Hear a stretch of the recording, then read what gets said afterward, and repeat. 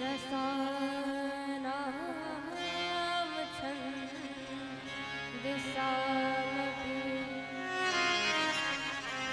मङ्गलानां च कर्तारं वन्दे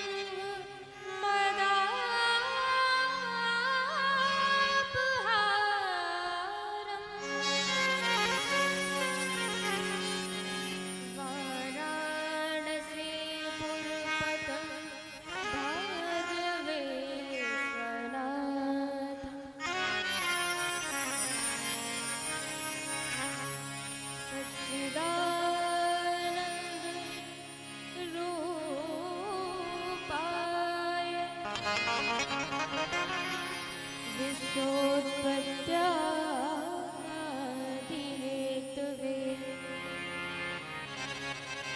तापत्रये विनाशाय श्रीकृष्णाय वयं नमः।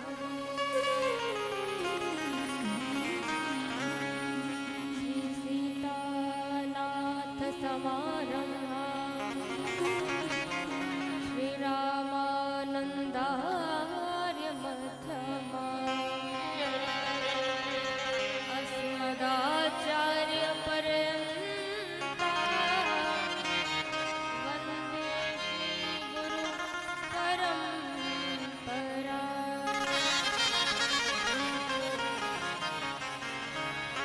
वन्दे विभूषितकारा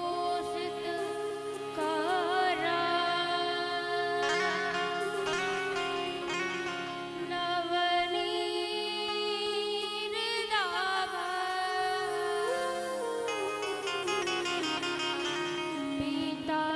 पीताम्बरात् तरुणबिम्बफलाधरोष्ठा पूर्णेन्दुसुन्दरमुखा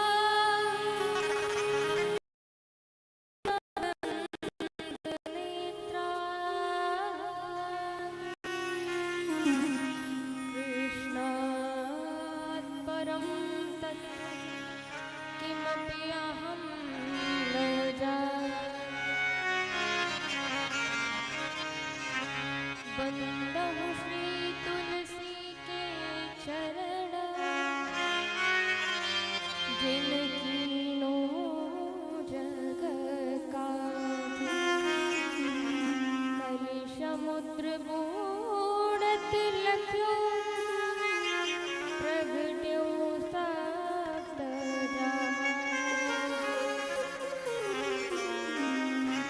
सिय राम कथा रस रसिक प्रभु शंभुनाथ हनुमान प्रेम सहित आसन धरम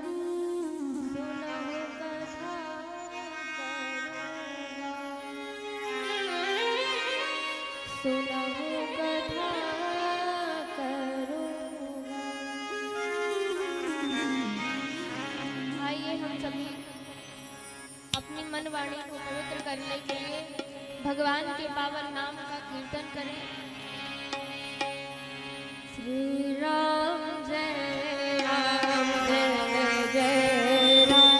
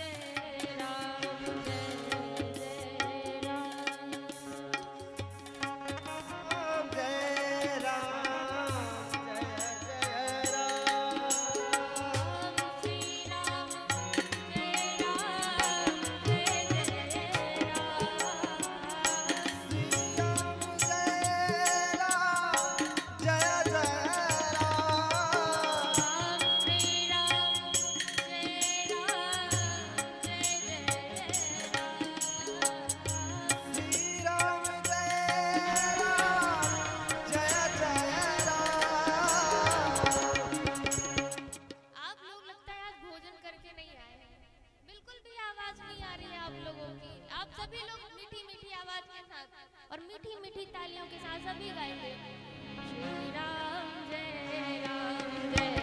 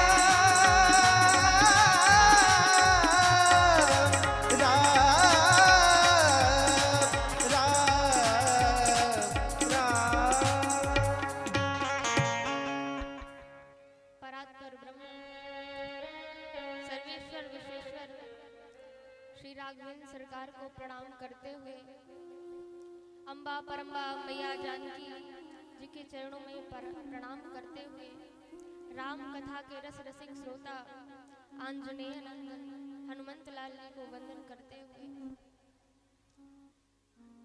श्रद्धा विश्वास स्वरूप भूत भावन भोलेनाथ एवं मैया पार्वती को प्रणाम करते हुए गोस्वामी तुलसीदास जी महाराज को वंदन प्रणाम करते हुए श्री सद्गुरुदेव भगवान के चरणों में वंदन प्रणाम करते हुए यहाँ पर उपस्थित श्रद्धालु भक्तजन, माताएं, बहनें, मित्र मंडली, बाल मंडली, आप सभी के मन मानस में विराजमान मैं अपने सर्वेश्वर विशेश्वर भगवान को वंदन प्रणाम करती हूँ।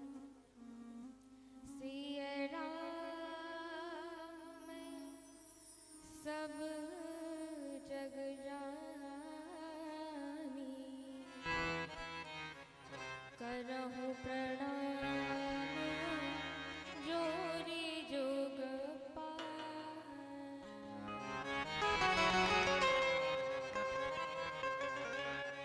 बोलिए श्यावर रामचंद्र की। आज हम आप सभी श्री राम कथा की सरिता में आज तृतीय दिवस की वेला में उपस्थित भए हैं। कल आप सभी ने बड़ी बड़ी सुंदर लीलाएं भगवान की सुनी और बड़े आनंद के साथ हम सभी ने भोलेनाथ मैया पार्वती का विवाह उत्सव मनाया। आप सभी को याद है कौन कौन सी कथाएं कल हुई? क्या क्या किस किस प्रसंगों का वर्णन किया गया? याद है आप सभी को कौन कौन से प्रसंग हुए कल? कल हम आप सभी ने भरद्वाज जी और याज्ञवल्क्य का प्रसंग सुना एवं सती जी और भोलेनाथ कुंभज ऋषि के यहाँ कथा श्रवण करने के लिए गए। कथा प्रारंभ हुई, एक बार त्रेता युग माही शंभु गए कुंभज ऋषि पाए। भोलेनाथ और माता सती कैलाश पर्वत से उतर कर आए। वह पर्वत कितनी ऊंचाइयों पर है, परंतु देखा जाए तो संकेतात्मक रूप में पर्वत क्या है? पर्वत है अहंकार। जब भोलेनाथ उस पर्वत से उतर कर आए, कहां से? कैलाश पर्वत से। अर्थात भोलेनाथ अपने अहंकार के पर्वत से तो उतर कर आए, पर सती अपने अहंकार के पर्वत से उतर कर व्यास जी की गलतियां ढूंढने आते हैं। तो महाराज देखिए, कथा की सरिता तो प्रवाहित होती रहेगी, परंतु आप पद और प्रतिष्ठा को लेकर कथा में बैठोगे तो कथा समझ में आने वाली नहीं। जैसे मैं ये सब अपने से नहीं कह रही, ये कथा कह रही है कि जिस प्रकार सती जी उस अहंकार रूपी पर्वत से नहीं उतरी, तो जो कथा कुंभज ऋषि ने गाई वह कथा समझ में उनको नहीं आई।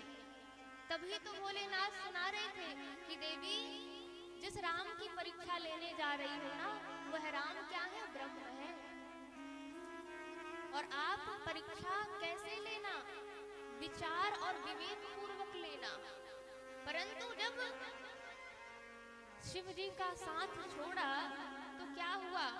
शिव जी का साथ छोड़ा, संग छोड़ा, अर्थात विवेक का साथ छोड़ दिया सती जी ने और केवल विचार किया और भगवान की परीक्षा लेने चली गई। तो क्या हुआ? उनके मन में विचार आया कि भोलेनाथ ने मुझे समझाया पर मैं समझने के लिए तैयार नहीं थी और आज मुझसे इतना बड़ा अपराध हो गया। मैं शंकर कर कहा न माना, मैं शंकर कर कहा न माना, मैं शंकर कहा न माना।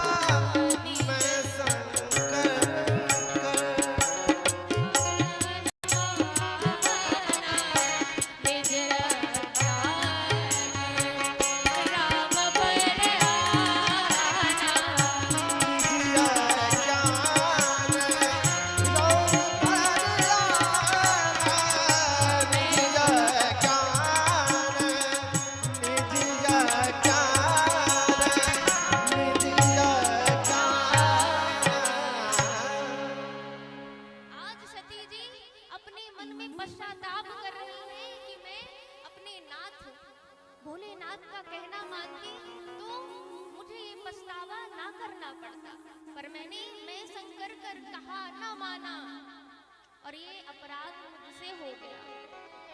तो भैया देखो, अहंकार के स्तर से जब नीचे उतरोगे ना आप सभी, तभी ये कथा आप लोगों को समझ आएगी।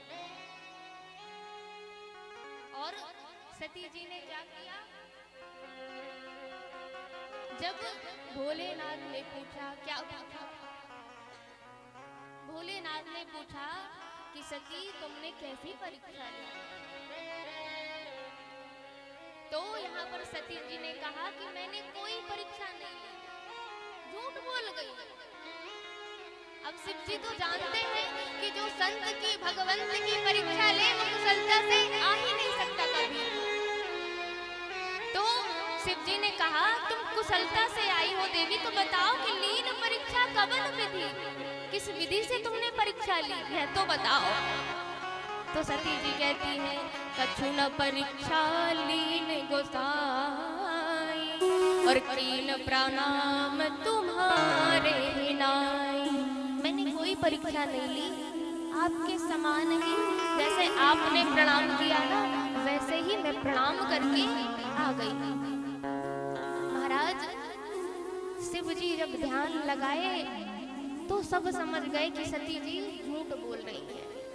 तो यह प्रसंग देखिए चलते चलते कितना सुंदर संकेत दे रहा है कि पति पत्नी के रिश्ते में अगर छिपाव का विषय आ जाए ना तो वह रिश्ता समाप्त हो जाता है। जैसे जलु पे सरिस बिकाई,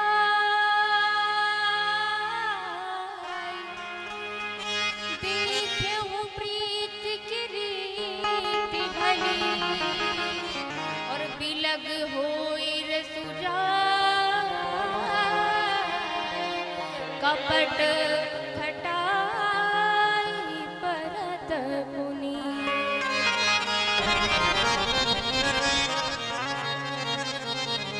जिस प्रकार दूध को देखिए जल से कितना प्रेम है कि वह जल दूध में मिलता है तो अपना रंग अपना स्वरूप दे देता है।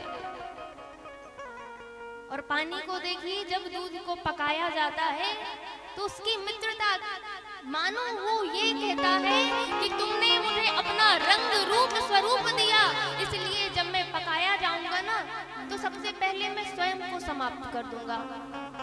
तो जब पकाया जाता है तो पानी इसमें से समाप्त हो जाता है। इसी प्रकार महाराज पति पत्नी के बीच में अगर छिपाव अर्थात झूठ छिपाव छल कपटता की खटाई पड़ जाती है ना तो उसमें वह रिश्ता, उसमें वो रस नहीं रह जाता, उसमें वो प्रेम नहीं रह जाता, वह संबंध खिन्न होने लगता है और वह संबंध चलते चलते समाप्त ही हो जाता है। यही बात गोस्वामी तुलसीदास जी ने बताई कि भैया अपने प्रेम में छिपाव ना करें, कपट ना करें। और जब हम संसार से प्रेम करते हैं तो देखा जाता है कि हमारा जो दिल है टूट जाता है कभी ना कभी। क्यों? क्योंकि हमने अपना संसार से प्रेम जोड़ के रखा है। एक महाराज जी से एक आदमी आया, उसने कहा कि महाराज जी मेरा तो दिल टूट गया। महाराज जी ने कहा कि दिल टूट गया तो तुमसे कहा किसने था कि तुम संसार से दिल लगाओ? जिससे दिल लगाना है तो तुम उससे दिल लगा नहीं रहे हो। दिल किससे लगाना चाहिए? दिल भगवान से लगाना चाहिए। और बुद्धि कहाँ लगानी चाहिए? देखिए यहाँ विपरीत होता है कि संसार के लोग बुद्धि भगवान में लगाते हैं। क्यों? अगर भगवान है तो कृपा क्यों नहीं करता? भगवान है तो कृपा क्यों नहीं करता? अब कैसी कृपा करे महाराज? आपको स्वस्थ शरीर दे दिया, दिया कि नहीं दिया? आपके हाथ दिए, पैर दिए, सुंदर सुंदर आंखें दी, सुंदर मुखारबंद दिया, सब दिया। अब और कौन सी कृपा चाहिए। पर इंसान क्या चाहता है, बिना करे उसे सब कुछ मिल जाए, उसको वह कृपा समझता है। तो भैया कृपा क्या है? भगवान समझाते हैं कि मैंने तुझे संसार में इतना सुंदर मानव देह दिया, तो कृपा क्या है? कर और पा। जब तू कार्य करेगा तो तुझे वैसे ही सब कुछ मिलेगा। अब तू भाग्य के भरोसे बैठा ही रहेगा तो क्या मिलेगा? इसलिए भाग्य में लिखा होता है भैया। अब देखिए, शेर शिकार करता है, अब उसके भाग्य में लिखा है उसे शिकार मिलेगा, भोजन मिलेगा, पर कब मिलेगा? जब वह कर्म करेगा, वह अपने जगह से बाहर उठकर जाएगा, कर्म करेगा तब तो उसे खाने को मिलेगा। अब ये थोड़ी कि वह बैठा रहे एक जगह और वह उसका शिकार, उसको खाने के लिए वह खुद आ जाए। तो भैया कृपा का मतलब कर और पा, अर्थात तू जब कर्म करेगा आगे श्रवण करने को मिलेगा कि भगवान कहते हैं कि कर्मण्येवाधिकारस्ते। जो इंसान कर्म करता है ना, वह महाराज उसके ऊपर कृपा होती ही होती है। इसलिए दैव दैव तो वो कहते हैं, सुंदरकांड में चौपाई में वर्णन है ना कि दैव दैव आलसी पुकारा। जो आलसी होता है, प्रमादी होता है, वही भाग्य के भरोसे बैठा रहता है। बाकी जो कर्मवान होते हैं वह दैव के भरोसे तो बैठते हैं, परंतु सबसे पहले क्या? कर्म को प्रधान रखते हैं। तो महाराज हमने सती जी के प्रसंग में बड़ी गूढ़ सुंदर सुंदर कथाएं सुनी और बड़े धूमधाम से पार्वती जी का और शिव जी का विवाह मनाया। आगे की कथा में हम आप सब श्रवण करेंगे कि किस प्रकार से खड़ारण भगवान का जन्म हुआ और तारकासुर का वध किया। तदोपरांत शिव जी एक बट वृक्ष के नीचे बैठे हुए हैं और बट वृक्ष के नीचे वकल्प वस्त्रों को धारण किया हुआ है। आइए चौपाई के माध्यम से हम सभी श्रवण करते हैं।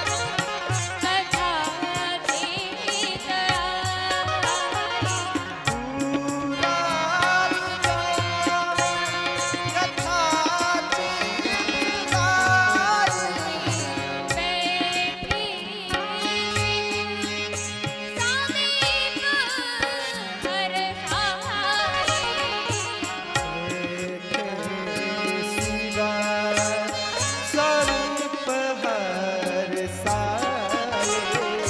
पूरा गगन कथा दे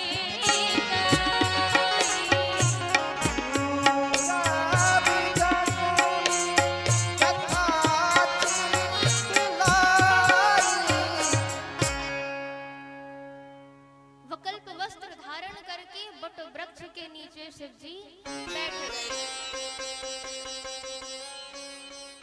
वहां पर सती जी ने उचित अवसर देखा तो भोलेनाथ के पास गई। भोलेनाथ ने पार्वती जी को देखा तो सम्मान के साथ आदर सहित वाम भाग में विराजमान किया पार्वती जी को। और पार्वती जी जैसे ही वाम भाग में वामांग जा हुई है, उनको पूर्व जन्म की जो कथा थी वह याद आ गई।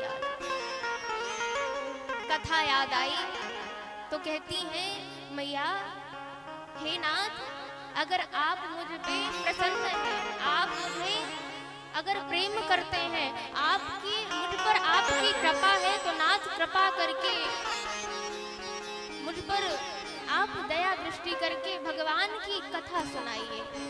जो मोह पर प्रसन्न सुख राशि और जानम मोहि सत्य निज दास। तो प्रभु हरा मोर अज्ञाना और कही रघुनाथ कथा विधि नाना। हे नाथ, अगर आप मुझ पर प्रसन्न हैं तो नाना प्रकार की जो कथाएं हैं आप मुझसे कहिए। क्योंकि पूर्व जन्म में जब मैं सती थी ना, तो मैं वन दीख राम प्रभुताई और अति भय विकल न तुम ही सुनाई।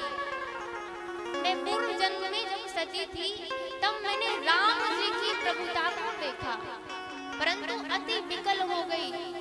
आपसे जब भयभीत हो गई तो मैंने आपसे नहीं बताया, मैंने झूठ बोल दिया था। सरकार, आप मुझ पर प्रसन्न हैं तो कही रघुनाथ कथा विधि नाना, भगवान की कथा कहिए। ताकि हे नाथ, मैं जानती हूँ कि मैं आपकी अपराधिनी हूँ, मैं इस कथा श्रवण करने के लायक नहीं हूँ, परंतु हे नाथ कृपा करके दया करके मुझ पर अपनी कृपा दृष्टि करके कथा कहिए। और माँ पूछने लगी, क्या कहती हैं कि हे नाथ, पूछे मैया शैल कुमारी कथा कहिए, भोले भंडारी कथा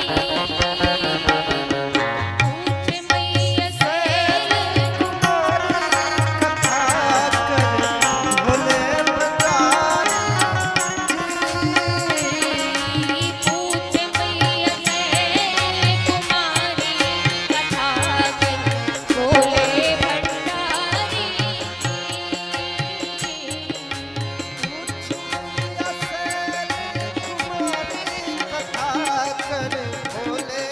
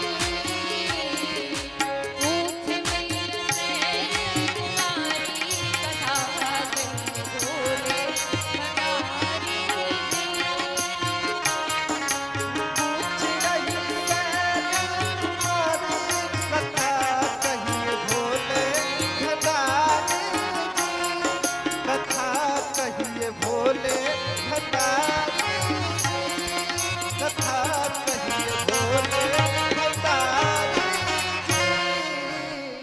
बोले भोलेनाथ की जय। भोलेनाथ ने कहा कि देवी आप धन्य हैं कि आपने कथा पूछी। धन्य धन्य गिरि राजकुमारी, तुम समान नहीं को उपकारी। हे गिरि राजकुमारी, आप धन्य है कि आपने, देखिए गंगा जी स्नान करने जाएगा, उसका तन साफ होगा, उसका मन साफ हो जाएगा, पर जो देवी आपने कथा पूछी है ना, जो आपने कथा पूछी है उससे मन का मैल दूर हो जाएगा। इसलिए हे पर्वतराज किशोरी जी, आप धन्य हैं। शिव जी ने कहा पर एक बात समझ में नहीं आई। तो भोलेनाथ ने कहा क्या बात समझ में नहीं आई? बोले देवी कथा तुम संसार के लिए क्यों पूछ रही हो? तुम अपने लिए पूछो, खुद का कल्याण करने के लिए पूछो, अपने लिए पूछो। तो यहाँ पर पार्वती जी ने कहा, क्या कहा कि अगर मुझे अपना कल्याण करना होता तो ठीक है प्रभु, पर आप मेरे बस नाथ नहीं हैं, आप तो संसार के नाथ हैं। कैसे? विश्वनाथ ममनाथ पुरारी और त्रिभुवन महिमा विदित तुम्हारी। आप मेरे बस नाथ होते तो मैं अपने कल्याण के लिए आपसे प्रश्न रखती, परंतु आप मेरे बस नाथ नहीं हैं, आप तो विश्व के नाथ हैं। इसलिए हे विश्वनाथ, आप सकल संसार के लिए कथा करिए, जन कल्याण के लिए कथा करिए। और जन कल्याण के लिए भगवान भोलेनाथ राम जी के स्वरूप को मन मानस में विराजमान करते हैं। और जैसे ही देखा उस स्वरूप को, आज शिव जी मग्न हो गए। मग्न ध्यान रस दंड जुग पुनि मन बाहर की, दो दंड के लिए वह मग्न हो गए। तदोपरांत पार्वती जी के एक एक प्रश्नों का उत्तर देने लगे। पार्वती जी ने क्या क्या प्रश्न पूछे कि प्रभु प्रथम कारण तो यह बताइए कि जो निर्गुण ब्रह्म है वह सगुण कैसे बने, किस प्रकार से उन्होंने अयोध्या में अवतार लिया और कैसे कैसे लीलाएं की, प्रभु यह बताइए। और प्रभु किस प्रकार से जानकी जी से विवाह किया और कैसे अयोध्या को त्याग के और वन चले गए, उनकी परिणीता का हरण हो गया और कैसे उन्होंने रावण का वध किया। प्रभु वन में अनेक प्रकार की लीलाएं की, उन सबको आप बताइए। पर सबसे विलक्षण बात तो प्रभु ये थी कि प्रजा सहित रघुवंश मणि। हे प्रभु हे नाथ, आप फिर से पुनः बहुरी कहु करुणायतन की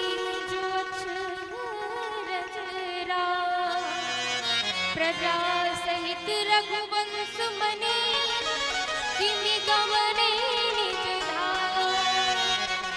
प्रभु ये जो विचित्र लीला थी कि अपने जनों के सहित, अयोध्या वासियों के सहित भगवान परम धाम कैसे गए, कैसे गए प्रभु आप यह बताइए।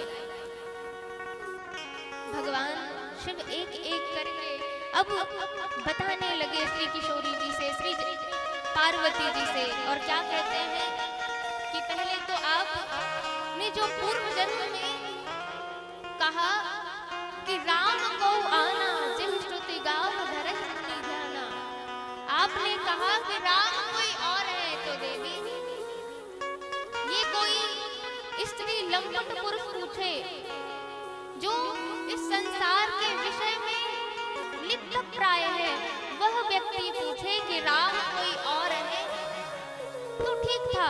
पर देवी आपने जो पूछा ना वह मुझे अच्छा नहीं लगा। आपने जो पूछा उसको आज भी श्रुतियां गाती हैं। इसलिए देवी आपने पूछा, क्या पूछा कि राम अवतार लिया।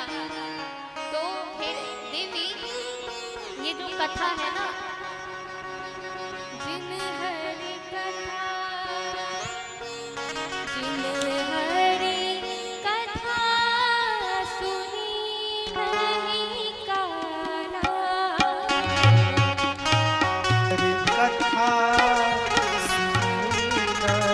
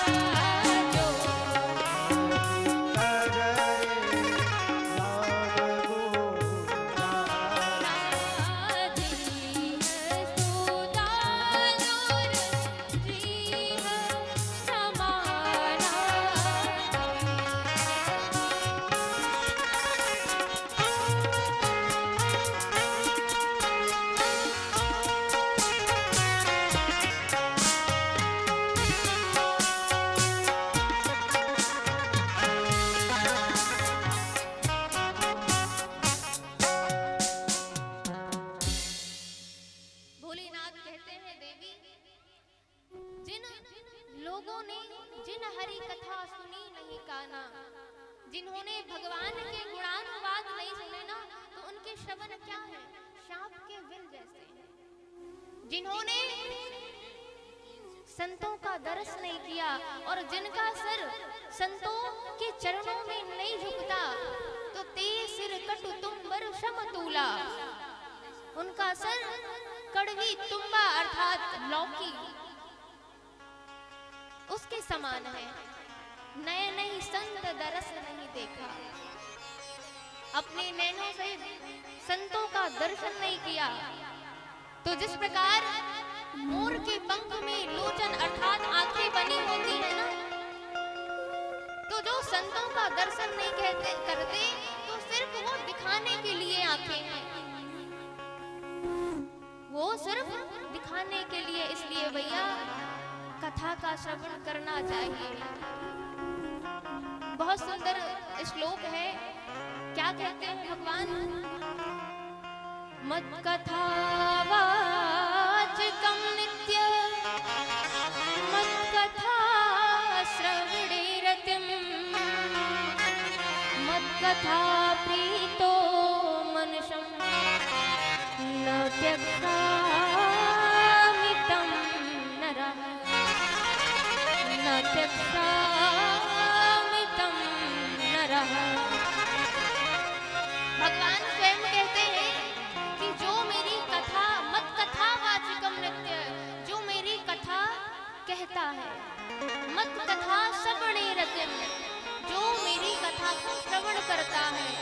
मत कथा प्रीतो मनसम, जो मेरी कथा को प्रीति से, जो मेरी कथा को प्रीति से श्रवण करता है, तो मैं उसको चाह कर भी त्यागता नहीं हूँ। न त्यक्षामि तम नरः, मैं उस मनुष्य को कभी नहीं त्यागता। इसलिए गुणानुवाद भगवान के श्रवण करना चाहिए, क्योंकि हम इस संसार में त्रितापों से घिरे हुए हैं, तपित हो रहे हैं। ये कथा कैसी है? ये अमृत स्वरूपा है। तब कथा अमृतम तप्त जीवनम। ये कथा कैसी है? हमारे तपित इस जीवन को शीतलता प्रदान करने वाली है। ये अमृत स्वरूपा, इसलिए भगवान के गुणानुवाद श्रवण करना चाहिए। और यही बात भोलेनाथ कहते हैं कि हमको कान किस लिए मिले? कहीं भी कहाँ रस ना रची और सुनवे को दिए का, और धरिए कहाँ चित हरि सहित और परमार्थ सुजा। कथा श्रवण करने के लिए क्या दिए? कान दिए। आंखें किस लिए दी? भगवान का दर्शन करने के लिए। अपने हृदय में, अपने चित्त में भगवान का दर्शन करे, इसलिए परमार्थ ही सुजान। इसलिए भैया कथा का श्रवण करना चाहिए। देखो, उसकी बुराई करने में कोई अर्थ, कोई लाभ तो है नहीं। और हम जिसकी बुराइयां करते हैं, उसने जो भी पाप किए हैं, उसने जीवन भर जो पाप किए हैं, वो भी हमारे ऊपर आ जाते हैं। इसलिए किसी की निंदा ना करें और उस निंदा को त्याग कर स्वयं को देखें। पर आज का व्यक्ति दूसरे की गलतियों को देखता है, स्वयं खुद को नहीं देखता कि मैं कैसा हूँ। दूसरों की खामियां निकालना, दूसरों की त्रुटियां निकालना, यही मनुष्य का आचरण बन गया है। पर भैया ये करने से, निंदा करने से, दूसरों से ईर्ष्या करने से हमें कोई लाभ हो? भैया कोई लाभ मिलता हो तो करते रहे, परंतु इससे हमें जीवन में कोई लाभ मिलने वाला नहीं है। लाभ तो केवल और केवल भगवान के गुणानुवाद में मिलने वाला है, भगवान के नाम में मिलने वाला है। इसीलिए पार्वती जी से शिव कहते हैं कि भगवान की कथा सुनना चाहिए, भगवान का गुणगान करना चाहिए। भोलेनाथ ने कहा कि आपने क्या पूछा सती? आपने पूछा कि जो निर्गुण ब्रह्म है वह सगुण कैसे हो गया? तो जलहीन उपल बिलग नहीं जैसे। जिस प्रकार आप पानी एक पात्र में लेंगे और पात्र में लेकर उसको फ्रिज में रख दीजिए, वह पानी आकार ले लेगा। ठीक ऐसे ही सती, जब हम अपने प्रेम रूपी फ्रिज में और पानी को अर्थात विश्वास को रखकर भगवान को देखेंगे तो वह आकार ले लेते हैं। तो वही भगवान निर्गुण निराकार है और वही भक्ति के प्रेम के वश होकर साकार रूप धारण कर लेते हैं। जलहीन उपल बिलग नहीं जैसे। भक्तों के प्रेम और स्नेह के कारण भगवान सगुण हो जाते हैं। इसलिए देवी कहते हैं, बड़ी सुंदर बात किसी ने कहा कि मूर्ति जाने बिन सगुन को माने बिन जितने की जाए। इसलिए भगवान को मानना चाहिए। ये जगत कैसा है? जगत प्रकाश्य है। प्रकाश देने वाले भगवान मायाधीश राम है। इसलिए देवी यहाँ पर बड़े सुंदर विलक्षण ब्रह्म के लक्षण बताए हैं। क्या कहे? बिनु पद चलहि सुनहि बिनु का, बिनु पद चलहि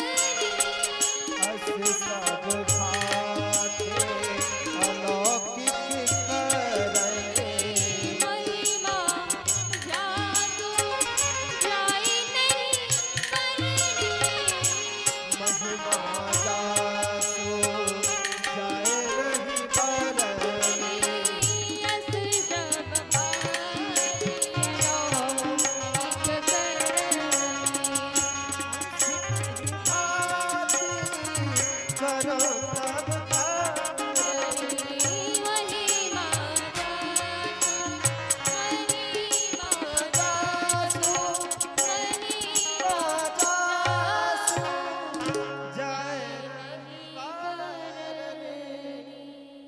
बोलिए सियावर रामचंद्र की जय।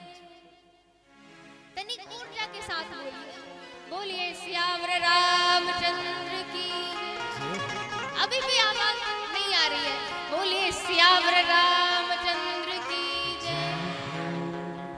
तो महाराज शिव जी कहते हैं कि ब्रह्म कौन है, ब्रह्म के लक्षण बताए। बिनु पद चलाई सुनई बिनु काना, और कर विधि कर्म करई विधि नाना। जो बिना पद के चलता है, जो बिना पद के चलता है। और ये सब तो हम लोग भी जानते हैं ना कि हरि व्यापक सर्वत्र समाना। जानते हैं कि नहीं जानते हैं?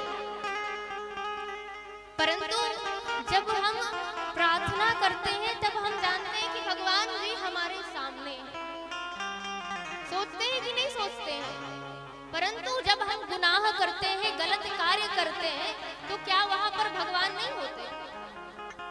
जब हरि व्यापक कण कण में भगवान है, तो भैया जब इतना हम जानते हैं कि भगवान सर्वत्र है, तो फिर हम मंदिर में ही भगवान को बस क्यों ढूंढते हैं? भगवान तो सर्वत्र है। भगवान जब सर्वत्र है तो हमको यह विचार करना चाहिए कि जहाँ हम प्रार्थना करते हैं वहाँ भी भगवान है, तो जहाँ हम गुनाह करते हैं वहाँ भी भगवान है। और जब यह विचार करेंगे ना तो हमसे गलत कार्य नहीं होगा। इसलिए गोस्वामी तुलसीदास जी लिखते हैं कि भगवान ब्रह्म के लक्षण क्या है? जो बिना पैर के चलता है, जो बिना ही हाथ के कर्म करता है, जो बिना ही तन के स्पर्श करता है, जो बिना ही जिह्वा के स्वाद लेता है, जो बिना ही नासिका के सुगंधि लेता है, वह ब्रह्म है। तन बिनु परस नयन बिनु देखा, बिना ही नेत्रों के देखता है। हे देवी असि सब भांति अलौकिक करनी, महिमा जासु जाय नहीं करनी। हे देवी इस प्रकार ब्रह्म के लक्षण हैं जिनकी महिमा का वर्णन नहीं किया जा सकता। भोलेनाथ के मुखार बिंद से जब यह ब्रह्म के लक्षण सुने तो उनके मन में जो संदेह चल रहे थे मिट गए सब कुतर्क के रचना। उनके मन में जो संदेह थे वह समाप्त हो गए। और क्या हुआ? भई रघुपति पद प्रतीति दारुण भावना बीती। शिव के भ्रम को भंजन करने वाले वचनों को सुनकर आज जो कुतर्क की रचना थी पार्वती जी के मन में वह समाप्त हो गई। रघुवीर के चरणों में प्रीति हो गई। महाराज आगे बड़ा सुंदर वर्णन करते हैं और पार्वती जी क्या कहती हैं? प्रभु आप यह बताइए कि ब्रह्मा नर रूप में अवतार क्यों लेते हैं? नाथ धरहु नर तन के ही हेतु, मोहि समुझाई कहहि ब्रज मोहि समझाई कहु दिस के तू, मोहि समझाई कहु दिस के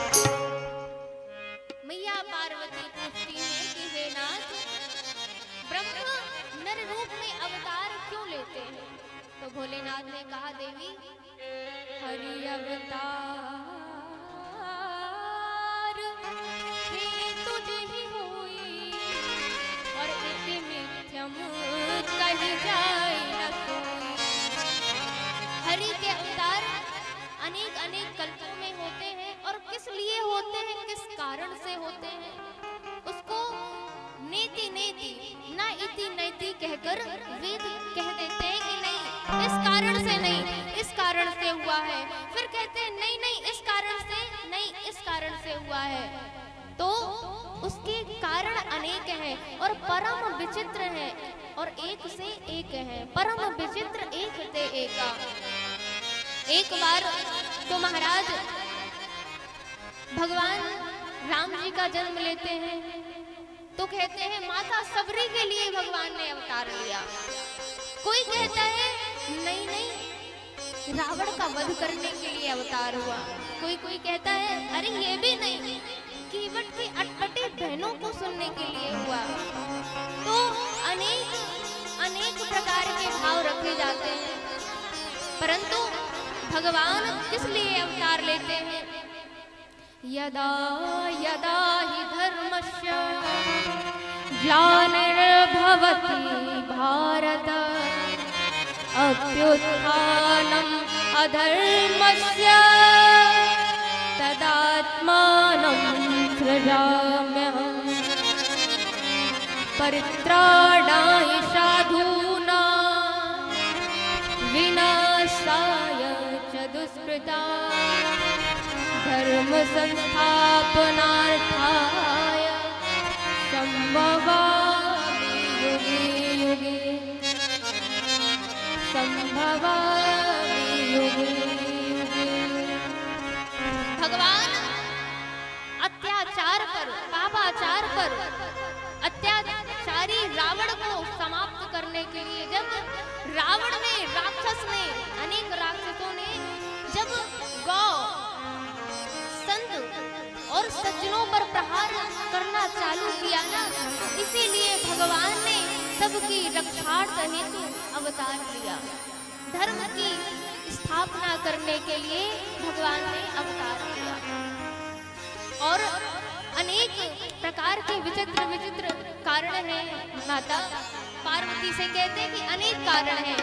पहला कारण तो यह है कि द्वारपाल हरि के प्रिय दो जय अरु विजय जान सबको। एक बार की बात है कि सनत सनंदन सनातन कुमार विष्णु भगवान के दर्शन करने के हेतु गए थे। उनके द्वारपाल में कौन? जय और विजय। देखिए इस चौपाई से बड़ा सुंदर संकेत मिलता है कि जिसको जिसको यश चाहिए, जिसको जय चाहिए अपनी और जिसको विजय चाहिए, उसको भगवान के द्वार पर जाना ही पड़ेगा, अन्यथा उसको जय और विजय नहीं मिलने वाली। इसलिए भैया जय और विजय तो भगवान के द्वारपाल हैं। द्वारपाल हरि के प्रिय दो जय और विजय जान सबको। ये सनत सनंदन कुमार ने कहा कि हमें प्रभु के दर्शन करने के लिए जाना है और द्वारपालों ने उन्हें वहीं पर रोक दिया। रोका तो मुनि कहते हैं तुमने हमें जाने से रोक दिया। 3 बार जाने का प्रयास किया परंतु नहीं दिया। कहा अरे मूर्खो, तुमने ये जो कृत्य किया है, ये आसुरी प्रवृत्ति वाला कार्य किया है, तुम जाओ और राक्षस ही बन जाओ। इसलिए विप्र शाप ते दूमहु भाई तापत असुर देह तिन पाए। ये विप्र शाप से दोनों राक्षस बन गए। और दूसरा कारण यह बताया कि भगवान वृंदा के शाप से असुर बने। कैसे? वृंदा एक पतिव्रता स्त्री थी जिसके व्रत पारायण के कारण उसका पति जलंधर मारे नहीं मरता था। तब भगवान विष्णु ने छल से उसके पति जलंधर का वेश रखा और भगवान भोलेनाथ ने जलंधर का वध कर दिया, जलंधर को मार दिया। तदोपरांत तीसरा कारण यह बताया कि देवी सती नारद जी ने एक बार श्राप दे दिया। क्यों दे दिया? नारद श्राप दीन एक बारा और कलप एक कही लगे अवतारा। नारद जी ने श्राप दिया। अब माता पार्वती ने विचार किया कि नारद जी ने श्राप दिया। क्यों दिया? क्योंकि पार्वती जी की जो गुरु के ऊपर निष्ठा थी वह बड़ी प्रबल थी। तो पार्वती ने कहा, प्रभु आप यह भी तो बताइए, आप तो केवल अपने नाथ का पक्ष ले रहे हैं, यह भी तो बताइए कि का अपराध रमापति की ना। भगवान ने क्या अपराध किया? क्योंकि कोई अपराध नहीं करते तो मेरे गुरुदेव श्राप नहीं देते। परंतु हे नाथ, आप यह भी तो बताइए कि का अपराध रमापति की ना। क्या अपराध किया तो मेरे गुरुदेव ने उनको श्राप दे दिया? कितनी सुंदर, कितनी प्रबल निष्ठा है पार्वती जी को कि एक बार यहाँ पर गुरुदेव को सत्य करने के लिए भगवान को गलत साबित कर दिया कि प्रभु आप यह भी बताइए कि भगवान ने क्या अपराध किया, इसमें मेरे गुरुदेव की गलती नहीं हो सकती। तब महादेव कहते हैं, देवी एक बार की बात है, और वर्णन करते हुए कहते हैं, क्या कहते हैं? हिमगिरी गुहा एक अति पावनी, हिमगिरी गुहा एक अति पावन, बहसा मीत सुरसरी नसावनी।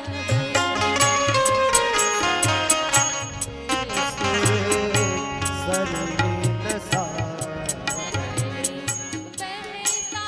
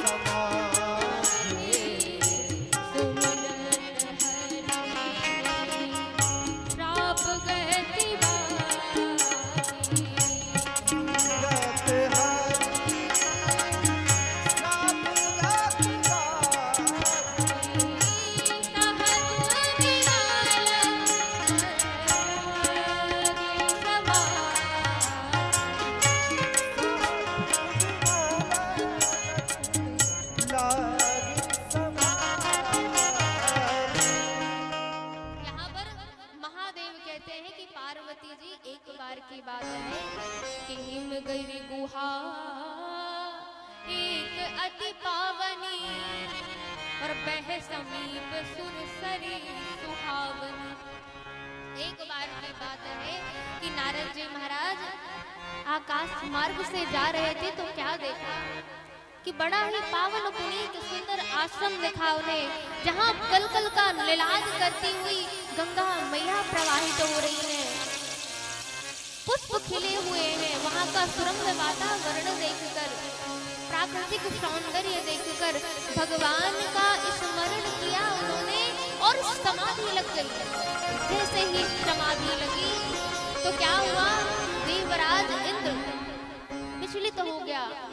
देवराज इंद्र ने विचार किया, अगर नारद जी महाराज से भगवान प्रसन्न हो गए तो नारद जी को वरदान स्वरूप नारद जी ने मांगा कि मुझे इंद्रासन चाहिए, तो मेरा क्या होगा। इस कामना से कैसा विचार करने लगे। तब कामदेव ने, यहाँ पर इंद्र ने कामदेव को भेजा। क्या कहा कि कामदेव तुम्हें जाकर नारद जी की समाधि को भंग करना है। कामदेव आश्रम के समीप आए और काम ने ऐसी कलाएं दिखाई महाराज, परंतु आज नारद जी की समाधि भंग नहीं हो रही है। क्यों? क्योंकि भगवान का वह मंत्र जाप कर रहे हैं। इसके प्रताप से, इसके बल से आज नारद जी की समाधि भंग नहीं हुई। जब काम ने अनेक काम कलाएं की, परंतु कोई भी काम के काम नहीं आया, तो वह परास्त हो गया, पराजित हो गया। अब विचार करता है, एक जगह बैठ गया और कहता है, धन्य है नारद जी, आप तो आज सभी देवताओं से बड़े हो गए हैं। आज तो आप शंकर जी से भी बड़े हो गए। शंकर जी ने तो, जब कामदेव ने शंकर जी को पंच पुष्पों का बाण छोड़ा ना, तो वह क्रोधित हो गए और काम को जलाकर भस्म कर दिया। परंतु धन्य है आप प्रभु, आपकी जय हो। नारद जी ने की समाधि भंग हुई और कहा, अरे भैया इधर आओ, इधर आओ। क्या कहा तुमने? तो अब काम ने कहा कि नारद जी, हे महामुनि, आप धन्य हैं। देखिए ना, आप तो सबसे बड़े हो गए। आज आपका प्रबल तप देखकर आज मैं गदगद हो गया। और इतना कहकर नारद जी के पास से कामदेव चल पड़े। अब नारद जी को अहंकार आ गया कि मैं तो आज शिव से भी बड़ा हो गया। इतनी प्रबल मैंने तपस्या कर ली, तो क्यों ना मैं जाकर शिव जी के ही पास जाऊं और अपने काम का प्रताप बताऊं कि मैंने क्रोध को भी जीत लिया, काम को भी जीत लिया, सब जीत लिया। मारे अहंकार के शिव जी के पास गए। परंतु देखो, शिव जी के पास जाकर नारद जी सदैव क्या करते थे, हरि का गुणगान गाकर सुनाते थे। परंतु आज क्या कर रहे हैं, काम चरित नारद सब भासे, अपने काम को बताने लगे। जब काम का बताया कि नाथ भोले बाबा, मैंने काम पर भी विजय प्राप्त कर लिया और क्रोध पर भी विजय प्राप्त कर ली है। तब भोलेनाथ ने क्या कहा, भोलेनाथ कहते हैं कि नारद जी, जिम यह कथा सुनायहु मोहि। जिस प्रकार आपने यह कथा मुझे सुनाया है ना, तिमी जनि हरि सुनायहु कबहु, चलहि प्रसंग दुरायहु तबहु। वह जाकर आप कभी विष्णु जी के पास जाए ना, तो ये प्रसंग भी चल रहा हो तो उसको भी ऐसा सुन लीजिएगा कि ये प्रसंग चल ही नहीं रहा, आप कान बंद कर लीजिएगा। पर ये प्रसंग जैसे आपने मुझे सुनाया है वो मत सुनाइएगा। अब नारद जी विचार करते हैं, भैया देखो कितना जमाना बदल गया है, अभी इनकी प्रशंसा होती तो ये ढिंढोरा पीट देते। अब मेरी बड़ाई हो रही है तो इनसे सही नहीं जा रही है, इसीलिए ये सुनना नहीं चाहते हैं मेरे प्रताप को। इसीलिए ये चाहते हैं कि मैं किसी से ये प्रताप, अपनी तपस्या का बल प्रताप मैं ना बताऊं। परंतु नारद जी को भोलेनाथ का जो हितोपदेश था वह अच्छा नहीं लगा। शंभुदीन उपदेश हित नहीं नारदहि सुहाए। भरद्वाज कौतुक सुनहु परीक्षा बलवान। नारद जी को आज महादेव की बातें अच्छी नहीं लगी और नारद जी वहां से विदा होकर चले गए और एक बार अपने करताल से, अपनी वीणा से तानों को छेड़ते हुए विष्णु जी के क्षीर सागर कर एक बार करतल वर वीणा गावत हरिगन गान प्रवीणा। क्या गाते हैं? श्रीमन नारायण नारायण नारायण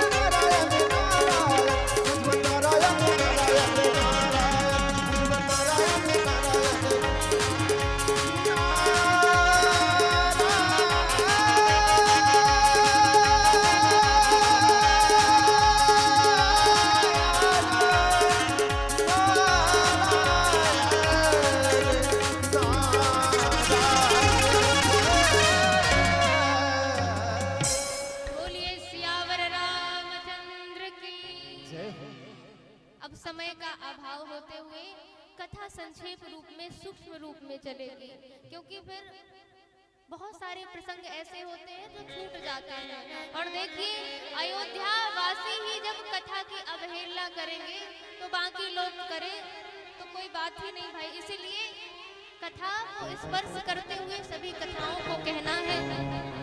और आप सभी लोग धैर्य धरकर बड़े प्रेम के साथ, क्योंकि आज राम जी का जन्मोत्सव भी हम सबको मनाना है, तो बड़े प्रेम के साथ 7:30 बजे तक कथा चलेगी आज, तो आप लोग बड़े प्रेम के साथ श्रवण करें। श्री नारद जी महाराज क्षीर सागर पहुंचे और जैसे ही सागर पहुंचे, क्षीर सागर, विष्णु भगवान ने देखा तो खड़े हो गए और नारद जी महाराज को अपने सिंहासन में ही बैठा दिया। अब नारद जी को बैठाया, हृदय से लगाया, तो नारद जी ने विचार किया कि लगता है इनको मेरे प्रताप का, मैंने काम को जीत लिया, क्रोध को जीत लिया, लगता है इनको पता हो गया है, इसलिए ये आतिथ्य सत्कार कर रहे हैं मेरा। विचार करते करते वह विचार कर ही रहे हैं, परंतु अब विष्णु जी तो सब समझ रहे हैं कि भाई नारद जी के मन में क्या चल रहा है। अहंकार का बीज पनप रहा है और ना जाने काम के बारे में, काम विजय की प्राबल्यता बताते हुए श्री नारद जी महाराज वहां से विदा हो गए। जब लक्ष्मी जी ने पूछा कि आपने तो नारद जी का जो अहंकार है वह और भी बढ़ा दिया, तो विष्णु भगवान ने क्या कहा, बेगी सो मेरा क्यों पन हमार सेवक हितकार। वेग से ही अर्थात अत्यंत शीघ्रता से ही मैं ये अहंकार का जो बीज पनप चुका है नारद जी को, वह मैं उखाड़कर फेंक दूंगा। अब नारद जी आकाश मार्ग से चले जा रहे थे तो क्या देखते हैं कि माया का 100 योजन का 4 कोस का नगर बनाया गया है। श्रीनिवास राजा थे और उनकी कन्या विश्वमोहिनी। जब नारद जी महाराज ने देखा कितना सुंदर नगर है, मैंने तो पहली बार देखा है, जब देखा तो विचार किया यहाँ पर भ्रमण किया जाए, कौन है यहाँ के राजा, देखा जाए। तो नारद जी महाराज नगर में गए, राजा ने आतिथ्य सत्कार किया और कहा विश्वमोहिनी अपनी कन्या को बुलाया। विश्वमोहिनी कन्या को बुलाया, नारद जी ने देखा तो देखते ही रह गए। राजा ने कहा, हे मुनिवर, आप इसकी हस्तरेखाएं देखिए कि क्या दोष गुण है। और जो जो नारद जी ने उल्टा ही पढ़ लिया, लक्षण सब विचार उर राखे, कछुक बनाई सन भाखे, और बनाकर राजा को बता दिया गया। और महाराज नारद जी व्याकुल हो गए। अब उनका मन जब तक में नहीं लग रहा है। क्यों नहीं लग रहा है? मन लगता न राम भजन में, हो यही बाला बस रे मेरे मन में। हो मन लगता न राम भजन में, एक बाला बसी मेरे मन में। और देखिए, ये मैं अपने से नहीं कह रही, ये मानस जी की चौपाइयां कहती हैं। जब तब कछु ना होए तेहि काला,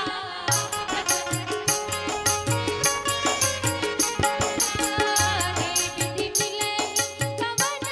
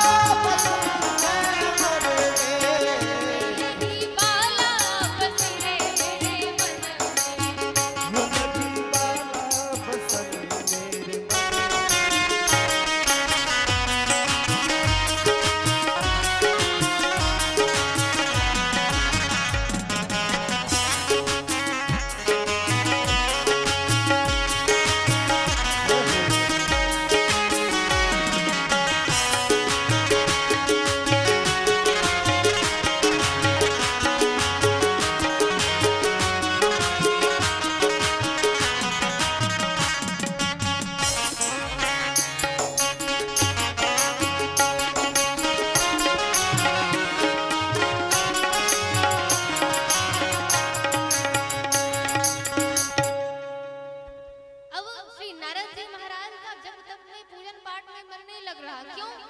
क्योंकि विश्व मोहिनी बस गई है उनके मन में। इसलिए अब विचार करते हैं कि अगर मैं हरि के पास जाता हूँ, क्योंकि इस रूप में तो मुझे विश्व मोहिनी वर्ण करने वाली है नहीं, तो क्या करूँ?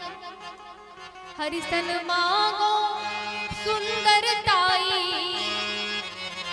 भगवान ही इतने सुंदर हैं कि अगर मैं भगवान का रूप, विष्णु जी का रूप धारण कर लूं तो विश्व मोहिनी मुझे माला पहना दे, वर्ण कर ले। परंतु भैया इतना समय का अभाव है, तो अब क्या करते हैं कि इस समय मुझे समय नहीं है, तो वहीं से प्रार्थना किया नारद जी महाराज ने, और प्रगटे प्रभु कौतुकी कृपाला, भगवान वहीं प्रकट हो गए और क्या कहा कि मुनि आपने क्यों बुलाया है, कोई समस्या है क्या? बोले नहीं नहीं महाराज, कोई समस्या नहीं है। तो फिर क्यों बुलाया? बोले कन्या इतनी सुंदर मैंने देखी है, तो अच्छा विवाह करवाना है क्या आपको?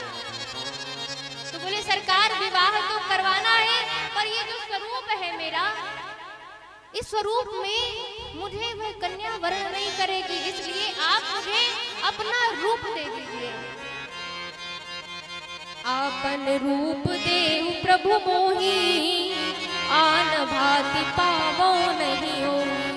आन भांति अर्थात अनेक प्रकार से अगर मैं प्रयास करता हूँ, फिर भी वह कन्या मुझे वर्ण नहीं करेगी।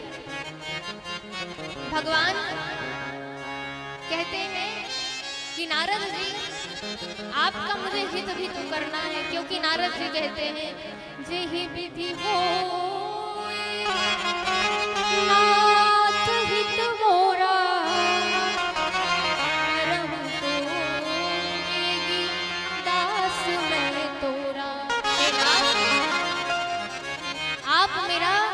आप मुझे वही दीजिएगा जो मेरे लिए हित हो, हितकारी हो। भगवान कहते हैं कि जिस प्रकार से तुम्हारा परम हित होगा नारद जी, मैं वही कार्य करूंगा आज। और ऐसा कहकर नारद जी के पास से भगवान अंतर ध्यान हो गए। अब नारद जी को अहंकार है कि मैं तो विष्णु जी के स्वरूप जैसा हूँ, आज तो विश्व में मोहिनी मेरा ही वर्ण करेंगे। यह विचार कर रहे हैं, उछल रहे हैं। जिस कतार से, जिस पंक्ति से विश्व मोहिनी आ रही थी, उसी पंक्ति में जाकर नारद जी बैठ गए और विचार किया कि अब तो मेरा ही वर्ण करेंगे।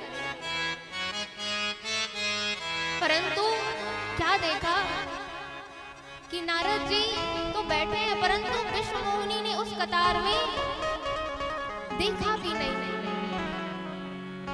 रामाधरी नृप तनु ताहा गया हो कृपा,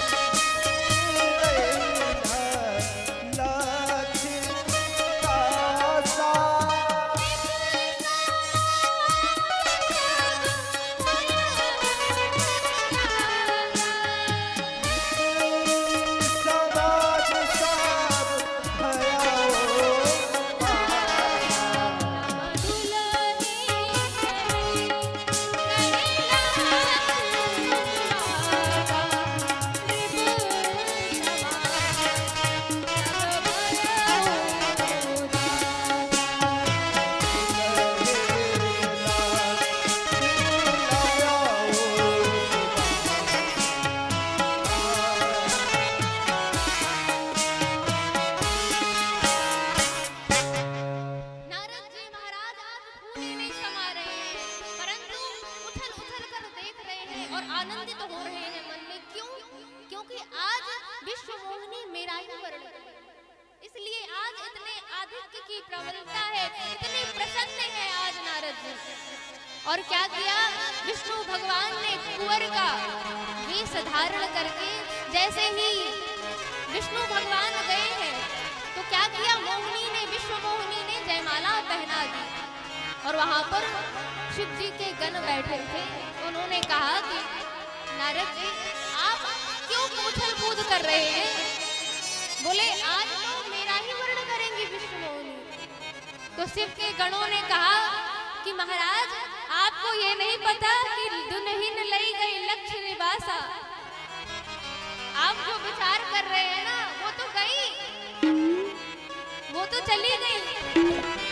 अब नारद जी ने देखा कि विवाह हो गया। अब नारद जी को इतना क्रोध आया, वो क्रोध में जल उठे। और दो जो शिव के गण थे ना, उन्होंने, नारद जी ने कहा कि तुम इतना हंस रहे हो, इतना प्रसन्न हो रहे हो, तुम ना जाकर राक्षस बन जाओ। हो निशाचर जाए तुम पापी कपटी दो, हम ही हंसे सोले फल बहुरी हंसे मुनि को। तुम ये जो राक्षसों की तरह उड़ा रहे हो ना, जाकर के राक्षस बन जाओ। वेश विलोप कर, अर्थात वेश को अपने देख कर, अपनी सुंदरता को देख कर, कि मैं सुंदरता के मारे उछल रहा था और पानी में उस जलाशय में अपना मुख देखा तो क्या देखा कि मुझे तो बंदर, मैंने भगवान से सुंदरता मांगी थी और मुझे तो इन्होंने बंदर बना दिया। आज नारद जी जल उठे और विचार करते हैं, क्रोध से जलते हुए कह रहे हैं कि आज मैं भगवान को श्राप दूंगा। दई हूं श्राप की मरी हूं जाई, जगत मोर उपहास कराई। आज मैं भगवान को श्राप दूंगा कि मैं आज अपने देह का अंत कर लूंगा। और उसी पंथ में बीच ही बंध मिले धनुजारी, संग उमा सोई राजकुमारी। देखा कि उमा भी है और वो राजकुमारी भी है। भगवान ने मुस्कुराते हुए कहा, हे मुनि देव, देवर्षि नारद जी, आप क्यों व्याकुलता की तरह कहाँ जा रहे हैं? व्याकुल बने, आप क्यों इतने परेशान हैं? नारद जी ने कहा कि मैंने सुंदरता मांगी थी और तुमने बंदर बना दिया। मैं केवल विवाह करना चाहता था विश्व मोहिनी से और आपने उससे विवाह कर लिया। परम स्वतंत्र न सिर पर कोई, भावई मने करे तुम सोई। जो आपके सर में क्या समझते हैं? आपके सर में कोई नहीं है, तो आपको जो मन भाएगा आप वही करेंगे।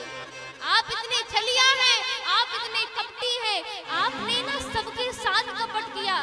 जब समुद्र मंथन हुआ तो कौस्तुभ मणि आपने ले ली, और जब विषय की बात आई कि विष कौन पिएगा, तो क्या कह दिया कि भोलेनाथ पिएंगे। आप छली हो, आप कपटी हो। आपने मुझे बंदर का स्वरूप दिया ना, कपिया कृति तुम कीन हमारी, और करी हई कीस सहाय तुम्हारी। आपने मुझे बंदर की आकृति दी है, तो आपकी जिस प्रकार आज मैं नारी के लिए रो रहा हूँ ना, आपकी परिणीता भी हरण हो जाएगी ऐसे ही छल से, और आप रोएंगे। और आपने मुझे बंदर का स्वरूप दिया है ना, वही बंदर आपकी सहायता करेंगे। और जब ही भगवान ने उस माया को दूर किया है नारद जी से, तो क्या देखा कि नारद जी आज तुरंत गिर पड़े भगवान के चरणों में और कहते हैं कि प्रभु, मेरा मुझसे दोष हो गया, मम अपकार, मुझसे ऐसा दोष हो गया, नाथ क्षमा कीजिए, मैं दुर्वचन कहे बहु तेरे। हे नाथ, आप मुझ पर कृपा कीजिए, ये पाप कैसे, ये दोष कैसे मिटेगा? तो भगवान ने कहा, नारद जी, आपने जिसका अपराध किया है, आपने अपराध भोलेनाथ का किया है, तो जप जाय शंकर सतनामा, हो यही हृदय तुरंत विश्रामा। आप जाकर शंकर जी के नामों का स्मरण कीजिए। और बहुविधि मुनि प्रबोध, बहुत प्रकार से समझाकर विष्णु भगवान अंतर्ध्यान हो गए और नारद जी महाराज भगवान का नाम जाप करने लगे। और अब शिव कहते हैं कि देवी, हरि की कथा अनंत है, हरि अनंत हरि कथा अनंता। अब कहिए कि मैं कौन सी कथा सुनाऊं आपको। भोलेनाथ कहते हैं कि देवी, जिस प्रकार से, जिस कारण से भगवान ने शगुन आकार लिया, वह विचित्र कथा अब सुनो। स्वयं भू मनु अनुसात रूपा, जिन ते भई नर सृष्टि अनूपा।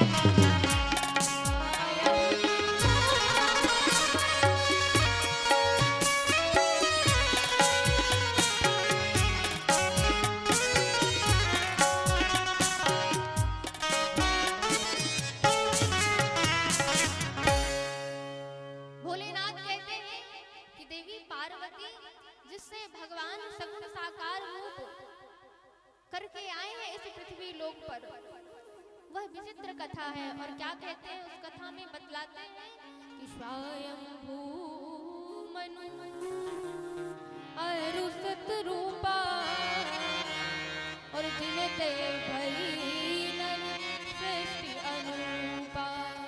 स्वयंभू मनु की हम सभी संतानें हैं।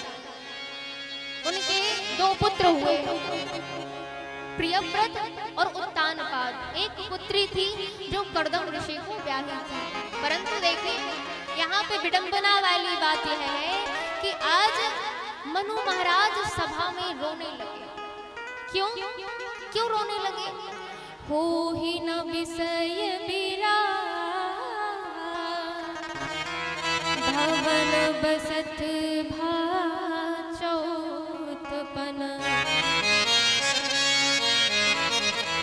हृदय बहुत दुख लाग, जन्म गयो हरि भगति बिनु, जन्म गयो हरि भगति बिनु।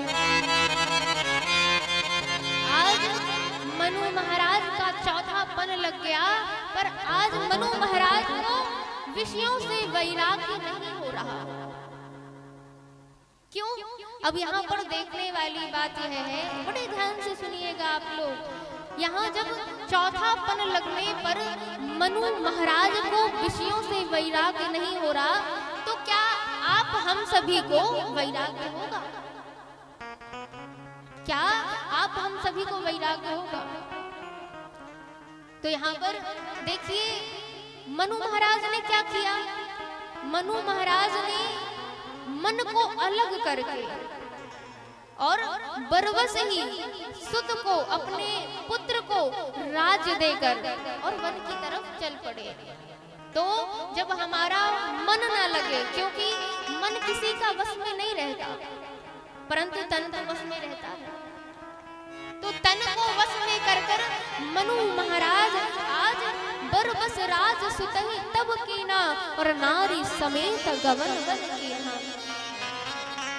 नारी शतरूपा जी के संग में वो वन को चले गए, और जब वन को गए तो कहाँ जाते हैं?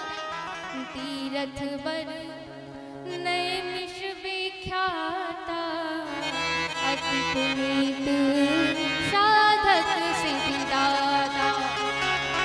नैमिषारण्य में जहाँ पर 88,000 शौनकादि ऋषि तपस्या करे, जिन्होंने 88,000 ऋषियों ने वहां पर तपस्या की है, कथा का श्रवण किया है। ऐसी पावन भूमि, ऐसी धन्य भूमि में आज मनु महाराज जी गए। मनु महाराज देखिए, धाम का भी बहुत प्रभाव होता है।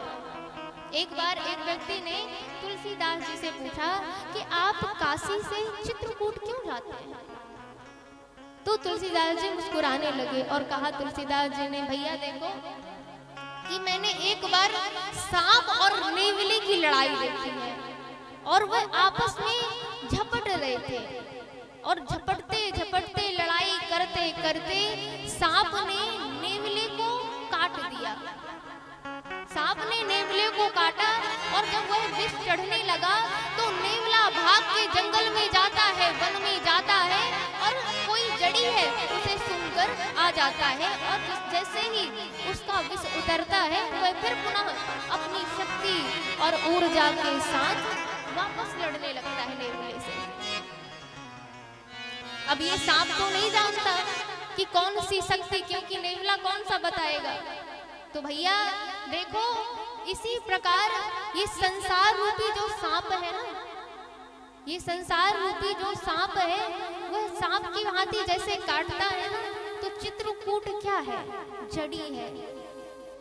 और मैं जब वहां चित्रकूट में जाता हूँ तो ये संसार रूपी सांप का जो जहर है वह उतर जाता है। चित्रकूट एक औषधि, चितवत होई सचेत, चितवत होई सचेत। तो भैया धाम का भी बहुत महत्व है।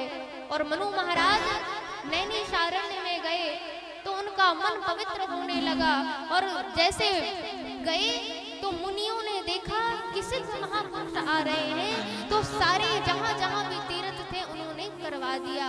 मुनि ने सकल सादर दर्शन करा दिया, मुनि ने सकल सादर करवाए।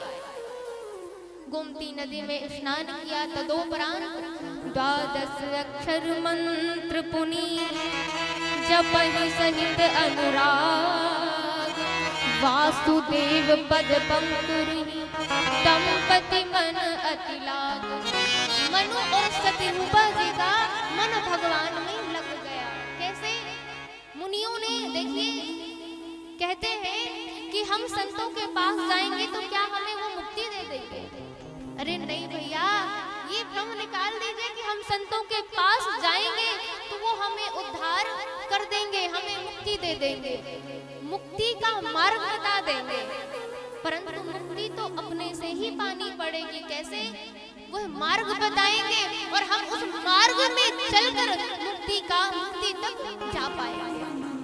तो यहाँ पर संतों ने मुक्ति का मार्ग बताया है, और उस मंत्र को मनु और शतरूपा जी बड़े चित्त और प्रेम के साथ भजने लगे।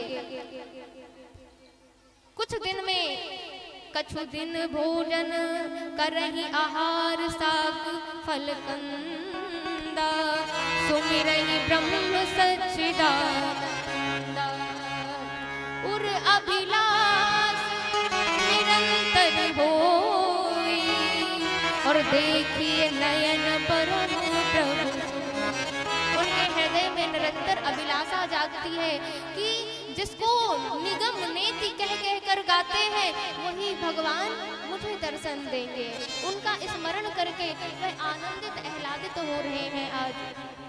और 10,000 वर्षों तक उन्होंने एक पैर से खड़े होकर तपस्या की है। जब इतनी प्रबल तपस्या देखी तो 6 बार तो ब्रह्मा जी आए कि ब्रह्मलोक मांग लो, क्या चाहिए तुम्हें? परंतु परम धीर नहीं चल ही चलाए। 7 बार शंकर जी आए कि शिवलोक ले लो मेरा, परंतु फिर भी आज मनु और शत्रुपा कुछ नहीं मांग रहे हैं। मांग मांग बर भई नभवानी, परम धीर कृपा मृतशाली, परम गंभीर कृपा मृतशाली। आज मनु और शत्रुपा जी विचार करते हैं कि हम भगवान को ऐसे नहीं चाहते कि कोई हमें लालच दे दे और हम उसकी ओर खींचे जाएं। ऐसे नहीं हम चाहनहार, आज तुम्हें कल और कुछ चाहे, और फेंक दो आंखें निकाल के जो पे और किसी की ओर निहारे। आज दृढ़ संकल्प के साथ मनु और शत्रुपा जी तपस्या में रत हैं, भगवान का चिंतन कर रहे हैं। जब मांग मांग भर भय नभवानी और परम मधुर आवाज को सुनकर मनु महाराज ऐसा मानो अस्थि मात्र होई रही शरीरा, तदपि मनांग मन ही नहीं पीरा। उनका अस्थि मात्र, उनका जो देह है हड्डियों जैसे लगने लगा था, परंतु कृपामयी उस वाणी को सुनकर हष्ट पुष्ट तन भय सुखाए, हष्ट पुष्ट तन भय सुहाए, मानव अवहि भवन गया। कृपामत वाणी को सुनकर आज जो अस्त्री मात्र शरीर उनका रह गया था, आज वह हष्ट पुष्ट हो गए, मानो कि अभी ही वह भवन से आए। ऐसा उनका स्वरूप हो गया। महाराज अब यहाँ पर मांगू मांगू 2 बार ब्रह्म गिरा हुई कि मांगो मांगो। क्यों 2 बार हुई? पहला भाव तो यह कहता है कि वहां पर श्री जानकी जी भी थी और राघवेंद्र सरकार भी थे। तो एक बार जानकी जी ने कहा कि मांगो और दूसरी बार राम जी ने कहा कि मांगो। और जब मांगने के लिए कहा तो अब महाराज दर्शन के पिपासु हो गए कि महाराज देखो ये कितनी सुंदर वाणी है, तो ये कहने वाला कितना सुंदर होगा। जिसकी वाणी इतनी सुंदर है वह कितना सुंदर होगा। हे प्रभु आप मुझे दर्शन दीजिए। परंतु अभी तक तो भगवान का चिंतन कर रहे थे मनु और शत्रुपा जी, परंतु भगवान ने कहा कि मैं प्रकट भी हूँ तो भाई आपने कोई स्वरूप मन में बनाया ही नहीं, तो मैं कैसे प्रकट हो जाऊं, किस रूप में आपको दर्शन दूं। तो क्या कहते हैं, जो स्वरूप बस शिव मन माही, जेहि कारण जतन कराई, जो स्वरूप शिव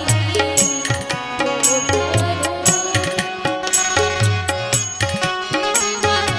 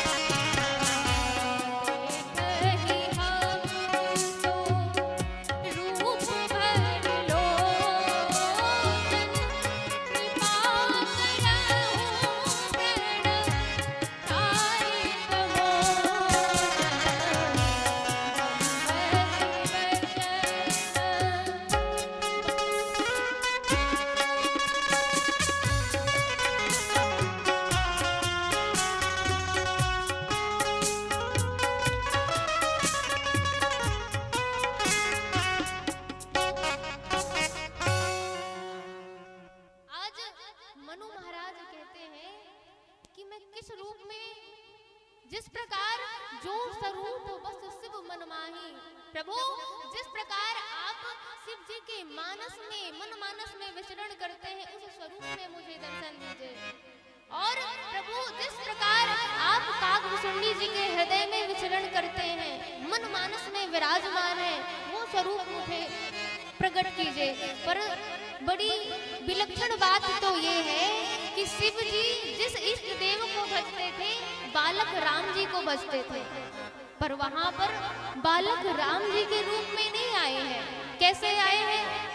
नील सरोरहु नील मणि, नील नीरधर श्याम।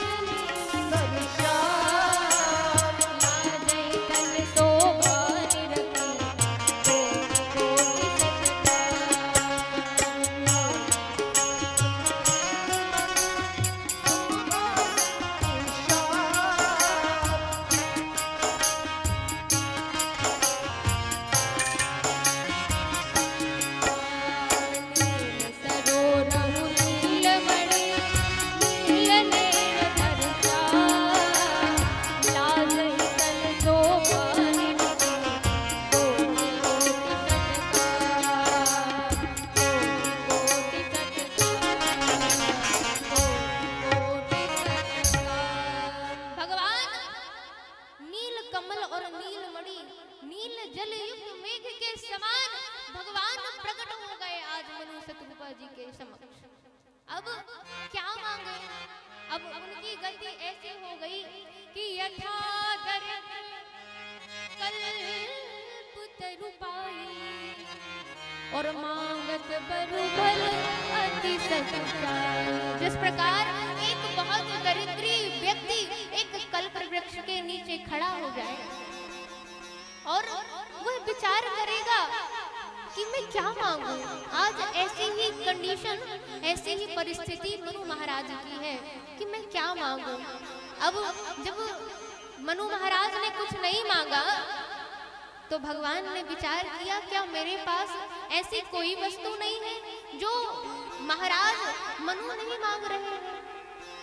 तो यहाँ पर भगवान ने कहा, क्या कहा कि सकुच बिहाई मांग रप मोही। अगर हे राजन तुम्हें संकोच है कि मेरे पास ऐसी कोई वस्तु नहीं है जो तुम्हें देने लायक हो, तो तुम मुझे ही मांग लो। पर देखो कि भगवान कोई भी गंधर्व देवता, कोई भी देवता सब कुछ तो दे देगा पर स्वयं को नहीं देगा। पर भगवान ऐसे हैं कि आज मनु महाराज से कह रहे हैं कि सकुच बिहाई मांग नृप मोही। मनु महाराज आप मुझे ही मांग लो। पर मनु महाराज क्या कहते हैं कि प्रभु आप तो सब कुछ जानते हैं। दान शिरोमणि कृपा निधि और नाथ कहूँ सती भाव और चाहूँ तुम ही समान सुता और प्रभु तन कवन बुरा।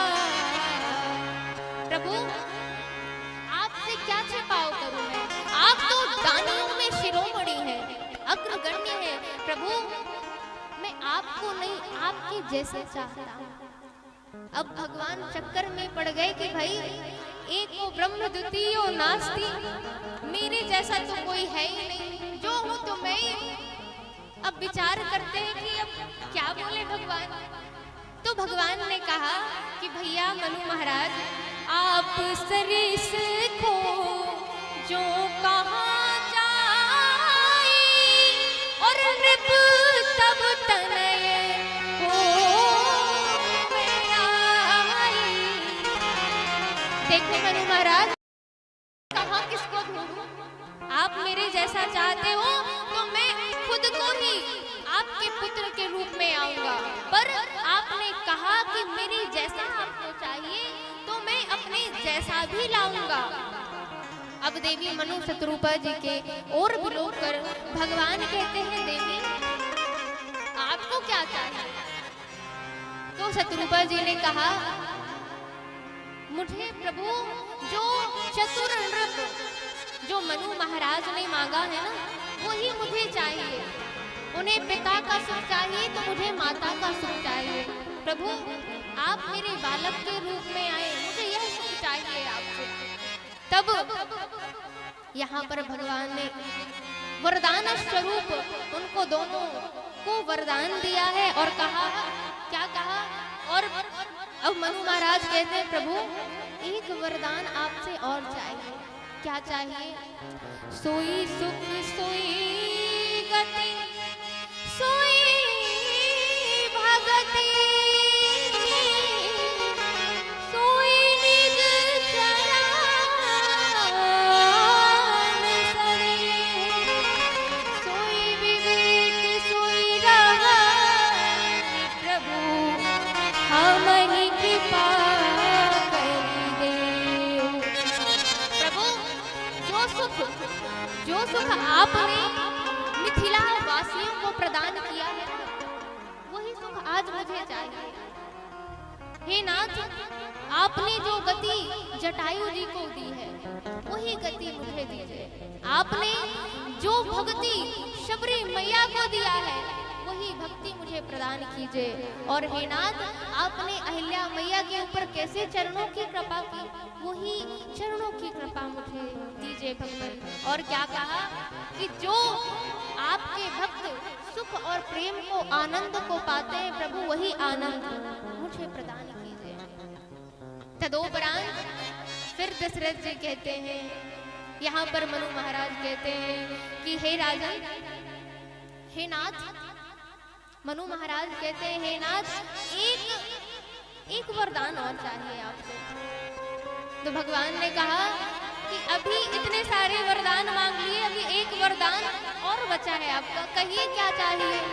तब यहाँ पर मनु महाराज कहते हैं कि नाथ, मुझे आप पर ऐसी प्रीति हो, मेरी ऐसी प्रीति हो कि मनि बिनु फनि जिमि चल बिनु मीना, और मम जीवन प्रभु तुमहि अधीना, मम जीवन तुमहि अधीना।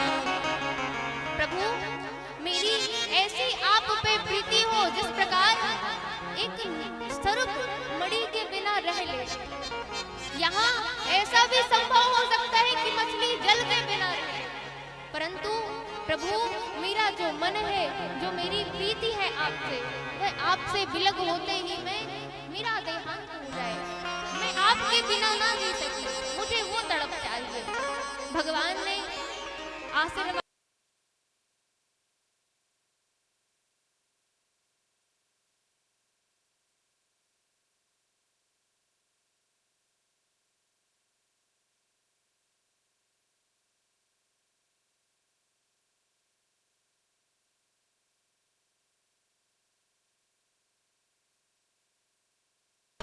वहां पर निवास कीजिए। तदोपरांत वरदान देकर प्रभु अंतर्ध्यान हो गए। और अगला कारण प्रताप भानु का आता है महाराज, परंतु यहाँ प्रताप भानु का बड़ा ही सुंदर वर्णन है। ये प्रताप भानु कैकेयी देश सत्यकेतु के पुत्र थे। विश्व विदित एक कैकेयी देशु सत्यकेतु तहाँ बसहि नरेश। यहाँ पर बड़ी सुंदर कथा आती है कि सत्यकेतु के 3 पुत्र थे, प्रताप भानु, अरिमर्दन और धर्मध्वज। ये तीनों पुत्र और प्रताप भानु तो बड़े यशस्वी, बड़े धर्मज्ञ, जो शीलवान थे। महाराज एक बार शिकार खेलने के लिए गए और जंगल में वे दिग्भ्रमित हो गए, भूख प्यास से व्याकुल हो गए। उसी समय पर एक कपटी मुनि ने संत का वेश बनाया हुआ था। संत भगवान को देखा तो रथ से उतर गए और वहां पर जाकर प्रणाम किया। कपटी मुनि ने कहा कि जाओ, आप जाकर अपनी प्यास को शीतल करिए, अपनी प्यास को बुझा लीजिए। और जाकर घोड़ों को पानी पिलाया है और स्वयं प्यास प्यास बुझाई और मुनि को दंडवत प्रणाम किया। कपटी मुनि तो वैसे ही पहचान गया था, क्योंकि प्रताप भानु ने इसे पराजित कर दिया था और अपने प्राण बचाते हुए कपटी मुनि के वेश में आकर वन में रहने लगा। परंतु अब यहाँ पर कपटी मुनि ने क्या कहा? कपटी मुनि ने कहा कि राजन, आप अब यहीं रुक जाइए, क्योंकि रात्रि बहुत हो चुकी है, आप यहीं रहिए। कपटी मुनि के वचनों को सुनकर प्रताप भानु ने विचार किया कि रात्रि ज्यादा हो गई है, यहीं रुकना मेरे लिए ज्यादा उचित होगा। रुक गए। अब सत्संग शुरू हुआ। सत्संग में क्या हुआ? अब सत्संग में देखिए संग का प्रभाव हुआ। देखो, को न कुसंगति पाई न साई। अब यहाँ पर जैसे ही कपटी मुनि का संग हुआ, राजा की बुद्धि, प्रताप भानु की बुद्धि कैसी बदली।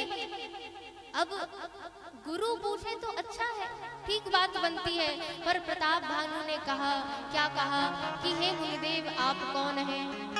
अपना परिचय दिया कि मैं एक तनु, मेरा नाम एक तनु। तो प्रताप भानु ने कहा, ये नाम तो मैंने पहली बार सुना है, इसका अर्थ क्या होता है? तो कपटी मुनि ने क्या कहा कि मेरा नाम एक तनु है, मैं एकांत में ही रहता हूँ और मेरा जो देह है ना, जब से सृष्टि का आरंभ हुआ तब से मैंने इस देह को त्यागा ही है। ऐसा अपना आडंबर बनाकर उनको, प्रताप भानु को सुना दिया और कहा कि मैं तो तुम्हें भी जानता हूँ और तुम्हारे पिताजी को भी जानता हूँ। तुम्हारे पिता सत्यकेतु है और तुम प्रताप भानु हो। तुमने मुझसे कहा कि मैं प्रताप भानु का मंत्री हूँ, पर तुम मंत्री नहीं हो, तुम तो प्रताप भानु ही हो। मैं तुम्हें अच्छी तरह से जानता हूँ। अब प्रताप भानु भौचक्के से रह गए कि भाई इनके अंदर तो बहुत ज्ञान है, ज्ञान की प्राबल्यता बहुत है। अब हाथ जोड़ के बैठ गए और कहा, आप इतने बड़े संत हैं। अब देखिए, संघ के प्रभाव से, जब संघ के प्रभाव से प्रभावित हो गए प्रताप भानु, तो उनके मन में जो दमित वासनाएं थी आज अमित रूप में प्रकट हो गई और क्या कहते हैं कि प्रभु आप मुझे ऐसा वरदान दीजिए, जरा मरण दुख रहित तना समर जिते जन को, एक छत्र रिपुहीन मही राज कलप सत हो। क्या मांगते हैं? जरा मरण, मेरी वृद्धा अवस्था ना आए। बोले ठीक है, नहीं आएगी। तो अब प्रताप भानु ने कहा कि प्रभु एक वरदान और चाहिए। बोले क्या वरदान चाहिए? अब हमारी वृद्धा अवस्था तो नहीं आएगी, पर जवानी में ही हम देह का त्याग करेंगे तो ये बात भी ठीक नहीं है। तो बीमारियों से भी बीमारियां ही न लगे मुझे। जरा मरण, ये मरने का कहते जन्मत मरत दुसह दुख होई, तो मैं मुझे जन्मने और मरने का ये दुख ना उठाना पड़े। तो प्रभु ऐसा वरदान दीजिए कि मेरी मृत्यु ही ना। एक तनु ने कहा कि चलो ठीक है, वरदान ए वस्तु ऐसा ही होगा। अब क्या कहते हैं कि प्रभु एक और वरदान चाहिए। तो अब कपटी मुनि ने कहा, मांगो क्या चाहिए? तो कहा, प्रभु मैं मृत्यु से तो निर्भय हो गया, परंतु जो मेरा राज्य है, कोई मेरे राज्य को जीत ले, मुझे परास्त कर दे, तो ऐसे जीवन का भी कोई मतलब नहीं होता। तो प्रभु आप ऐसा वरदान दीजिए मुझे कि मैं 100 कल्पों तक राज्य करूं, मुझसे कोई जीत ना पाए।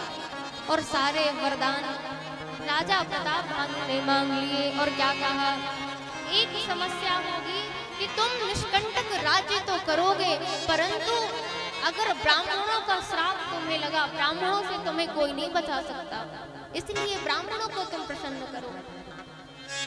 तो प्रताप भानु ने कहा वो कैसे होंगे प्रसन्न, क्या करना चाहिए उनको प्रसन्न करने के लिए। तब कपटी मुनि ने कहा कि एक काम करो कि मैं भोजन बनाऊंगा और तुम उनको परोस के खिलाना। मैं भोजन बनाऊंगा तुम उनको परोस के खिलाना, और जब ही आप परोस के खिलाएंगे तब वह प्रसन्न हो जाएगा। और ऐसा ही किया। बोलिए सियावर रामचंद्र की जय। श्री राम जय राम जय जय राम, श्री राम जय राम, जय जय राम, श्री राम जय राम, जय जय राम। और महाराज अंत को गत्वा क्या हुआ? वही कपटी मुनि पुरोहित का वेश धरकर ऐसी रसोई, ब्राह्मणों के मांस की रसोई बनाई। और ब्राह्मण जब भोजन करने लगे, जैसे ही निवाला उठाया तब ब्रह्म गिरा हुई, क्या आकाशवाणी हुई, विप्र वृंद उठी उठी ग्रह जाओ है बड़ी हानि।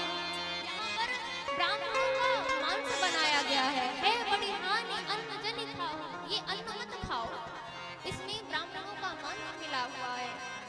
भय रसोई भूसुर मासु, ये ब्राह्मणों का भोजन मांस खिलाया जा रहा है। और उसी समय वह क्रोध से सभी संत जल उठे और प्रताप भानु को कहा कि तुमने राक्षसों जैसा राक्षस बन जाओ।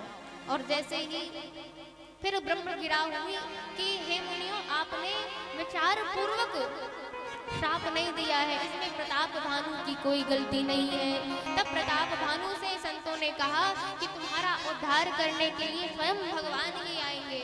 और जब लोगों ने सुना कि प्रताप भानु को श्राप मिल चुका है तो सभी राजाओं ने एकत्रीकरण होकर पूरे कुल सहित विनाश कर दिया, समाप्त कर दिया कुल को।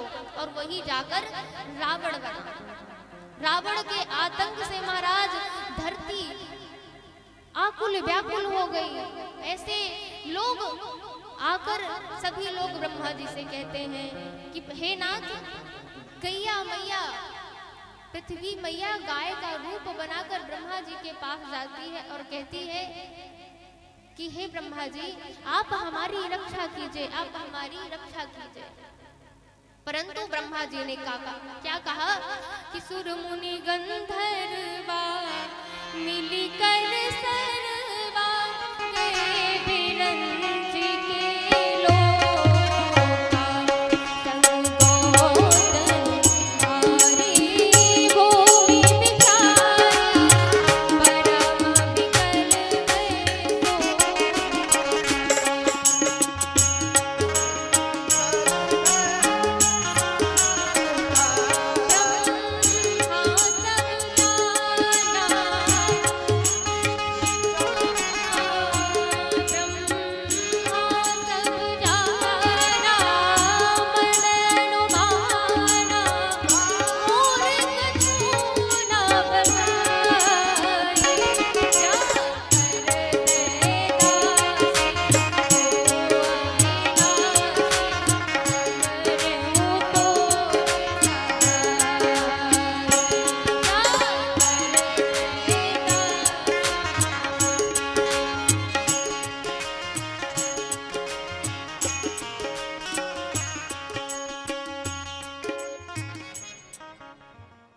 परम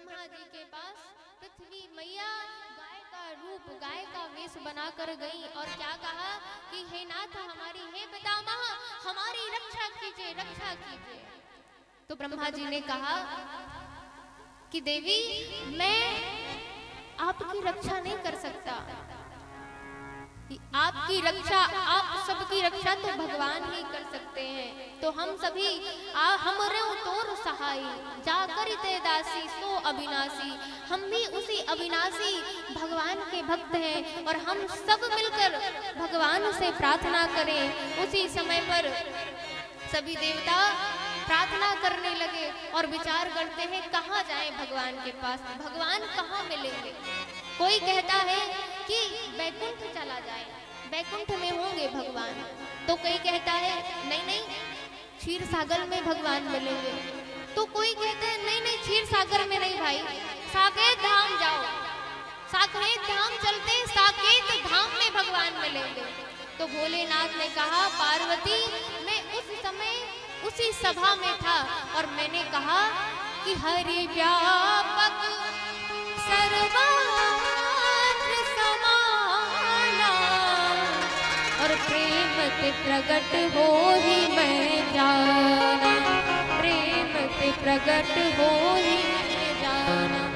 अग जग में सब रहित मिला दी। भगवान तो सर्वत्र व्यापक है, तो यही से हम सभी पुकार लगाएं और भगवान पुकार सुनकर भगवान ब्रह्म गिरा हुई कि जनि डर पहु मुनि सिद्ध सुरेशा तुम ही लाग करियो नर वेसा। आप भय मुक्त होकर अपने रूपों को धरकर अयोध्यापुरी में जाइए। मैंने मनु और सतरूपा जी को वरदान दिया है और सब कुछ समझाते हुए वह अंतर ध्यान हो गए।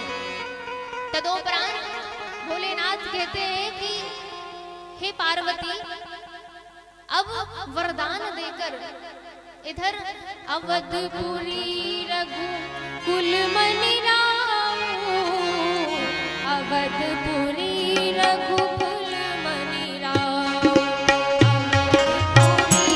रघु कुल मनि रामू।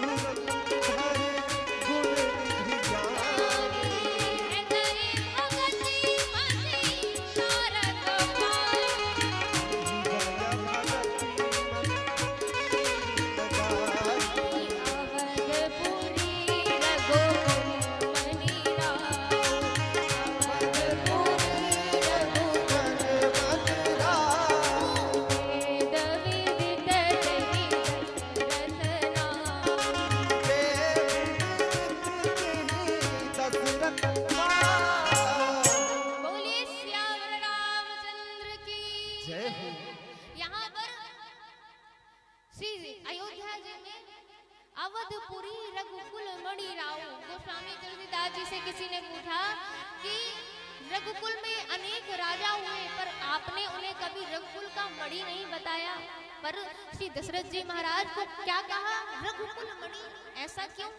तो गोस्वामी तुलसीदास जी ने कहा देखो भैया कि राजा भागीरथ हुए, उन्होंने गंगा जी को ला दिया और राजा हरिश्चंद्र हुए तो उन्होंने सत्य की स्थापना की। कोई गौ रक्षा की स्थापना करता है पर देखो इन्होंने श्री दशरथ जी महाराज ने तो परात्पर ब्रह्म को ही पृथ्वी लोक में ला दिया है, इसलिए ये रघुकुल के मणि है। इसलिए अवधपुरी रघुकुल मणि राव। इनके हृदय में इनके मन मानस में भगवान धनुष बाण लिए विराजमान है, ऐसा वर्णन करते हैं। और बड़ा सुंदर वर्णन करते हुए इनकी अर्धांगिनी कौशल्यादि नारी सब आचरण पुनीत, सब आचरणों से पुनीत, आचरणों से पुनीत ऐसी कौशल्या जी। अब श्री दशरथ जी महाराज को मन में ग्लानि।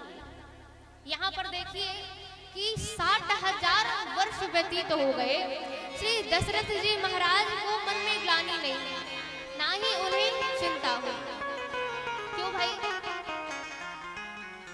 हमें अगर 2 या 4 साल बाद अगर पुत्र ना हो तो हम विचार करने लगते हैं कि बालक क्यों नहीं हो रहा, और हम उसका ट्रीटमेंट कराते हैं, उपचार कराते हैं और परेशान होते हैं कहीं ना कहीं। पर यहाँ पर श्री दशरथ जी महाराज का 60,000 वर्ष व्यतीत हो गया, परंतु आज तक उनके मन में ग्लानि नहीं है। क्यों? अब यहाँ पर एक भाव यह भी है, इसलिए क्योंकि वे जानते थे, उनको वरदान प्राप्त था कि भगवान तो स्वयं ही आएंगे, तो क्यों किसी को सुनाना, क्यों किसी से बताना, इसलिए मन में उनके ग्लानि नहीं हुई। परंतु संतों का भाव यह भी है कि एक बार श्री दशरथ जी महाराज इंद्रलोक को गए और इंद्रलोक को जब जब श्री दशरथ जी महाराज जाते थे तो बड़ा आतिथ्य सत्कार किया जाता था उनका। माला पहनाई जाती थी और माला पहनाई जाती थी तो जब वह पुनः पृथ्वी लोक में आते थे तो उनसे माला उतरवा ली जाती थी। जब वह माला उतार कर पुनः रख देते थे और श्री दशरथ जी महाराज पृथ्वी लोक में आते थे और दैववश उस माला की उस पुष्प की पंखुड़ी कपड़े में फंस गई और अयोध्यापुरी में पृथ्वी लोक में आ गई। अब अयोध्या वासी सारे मजबूर हो गए विचार करने पर ये गलियों में ये गली गली किस चीज की, किस वस्तु की, किस पुष्प की सुगंधी है। सभी ने प्रकाश डाला तो पता चला कि एक श्री दशरथ जी महाराज के वस्त्रों में एक पंखुड़ी लगी हुई है, फंसी हुई है, उसकी सारी महक सारे अयोध्या को सुगंधित कर रही है। अब कैकेयी मैया ने जब देखा तो याचना करने लगी कि प्रभु श्री दशरथ जी, हे नाथ, आप सोचिए कि ये पंखुड़ी में इतनी सुगंधी है तो माला कितना सुंदर होगा, यह पुष्प कितना सुंदर होगा। तो आप याचना करने लगी कि आप मुझे यह सुंदर माला ला कर दीजिए। और श्री दशरथ जी महाराज फिर इंद्रलोक को गए और इंद्रलोक को जब ही गए तो पार्षद जिस जगह पर दशरथ जी बैठे हुए थे वहां पर देखा कि गौ के गोबर से वहां पर चौका लगाया और जल से, गंगा जल से वहां पर सिंहासन पर सिंचित किया जा रहा है। तो श्री दशरथ जी ने पूछा कि क्या हो रहा है। पार्षद पहचान ना सके श्री दशरथ जी महाराज को तो पार्षदों ने कहा कि पृथ्वी लोक से श्री दशरथ जी महाराज आते हैं परंतु वह पवित्र नहीं है। क्यों? पूछा क्यों? तो कहा पार्षदों ने क्योंकि वह निसंतान है, उनकी कोई संतान नहीं है, इसीलिए वे पवित्र नहीं है, अपवित्र है। इसीलिए जहाँ पर वो बैठते हैं तो गौ के गोबर से वहाँ चौका लगाया जाता है और गंगा जल को वहाँ पर सिंचित किया जाता है ताकि वह भूमि, वह स्थान पवित्र हो जाए। और जब यह बात सुनी श्री दशरथ जी महाराज ने, आज उनके मन में ग्लानि हो गई और ग्लानि आई। एक बार भूपति मन माही, भय गलानि मोरे सुतनाई। और जब ग्लानि हुई तो क्या किया? गुरु ग्रह गया हूँ तुरंत महिपाला और चरण लागी करी विनय विशाला। निज दुख सुख सब गुरु ही सुनायहु, चरण लागी निज दुख सुख सब गुरु ही सुनायहु, कही वशिष्ठ बहुविधि समुझाया। यहाँ पर एक बार ग्लानि हुई तो गुरुदेव के पास श्री दशरथ जी महाराज जाते हैं और क्या कहा उन्होंने? दुख और सुख। अब महाराज उनको तो ग्लानि है, उनको दुख है, तो यहाँ पर सुख क्यों लिखा गया? कौन सा अब सुख हो गया उन्हें? तो निज दुख सुख। दुख क्या है कि भगवान अब तक मेरे पुत्र नहीं बने, यह दुख है। परंतु सुख किस बात का है कि उस भगवान को मिलाने वाले गुरु मिल गए, इसलिए आज दशरथ जी प्रसन्न हैं। तो निज दुख सुख सब गुरु ही सुनाया। गुरुदेव ने कहा कि आप श्रृंगी ऋषि को बुलाइए और श्रृंगी ऋषि ही वशिष्ठ बुलावा, पुत्र काम शुभ जय करावा। श्रृंगी ऋषि को बुलाया गया और बड़ा ही सुंदर पुत्रेष्ठी यज्ञ हुआ। उस यज्ञ में प्रसन्न होकर अग्नि देव स्वयं चरु लेकर, हवि लेकर आए। और ये खीर क्या है? खीर में 3 चीजें होती हैं। क्या क्या? चावल, दूध और चीनी। इसे संत कहते हैं, वेद कहते हैं कि ये वेदत्रय सिद्धांत है। क्या है? ये जो चावल है वह कर्म का प्रतीक है और दूध ज्ञान का प्रतीक है और शक्कर भक्ति का, चीनी भक्ति का प्रतीक है। देखो भैया, ये जो ज्ञान है ना, ज्ञान कितने भी उच्च कोटि का हो, कर्म कितने भी उच्च कोटि का हो, पर जब तक भक्ति नहीं मिलेगा, भक्ति का रस नहीं मिलेगा, तब तक भगवान मिलने वाले नहीं है, भगवान प्रकट होने वाले नहीं है। पर विलक्षण बात क्या है कि अगर दूध, चीनी और किसको चावल को मिला दिया जाए तो क्या बनेगा? खीर बन जाएगी क्या? नहीं बनेगी ना। माताएं तो जानती हैं, माताएं तो भोजन पकाती हैं ना। आप लोगों को शायद ना पता हो तो देखो, खीर नहीं बनेगी। खीर कब बनेगी? अच्छा, खीर नहीं बनेगी तो क्या बनेगा? आप लोग बताइए क्या बनेगा? घोल बनेगा। ये घोल बनेगा, खीर नहीं बनेगी। खीर तब बनेगा जब हम उसको तपस्या रूपी अग्नि में पकाएंगे, तब वहां पर भगवान प्रकट होंगे। और जैसे ही तपस्या रूपी अग्नि में पकाया है खीर को, अब पकाना क्या है? भगवान अग्निदेव स्वयं ही लेकर आए हैं। और जब भक्ति, ज्ञान और कर्म ये दोनों मिलते हैं, और ज्ञान और कर्म में भक्ति रूपी जब वह मिठास मिलती है, तब भगवान, और ये हम में भी, अगर हमारे हृदय में भी ज्ञान और भक्ति, ज्ञान और कर्म और भक्ति मिलेगी, तब हमारे हृदय में भगवान प्रकट हो जाएंगे। तो बोलिए श्यावर रामचंद्र की जय। खीर लेकर आए अग्निदेव, और दशरथ जी महाराज ने एक एक कर वितरित कर दिया, और फल स्वरूप अब माताएं गर्भवती हो गई। और वह दिन आ गया, नौमी तिथि मधुमास पुनीता, तिथि मधुमास पुनीता, नौमी तिथि मधुमास पुनीता, नौमी तिथि मधुमास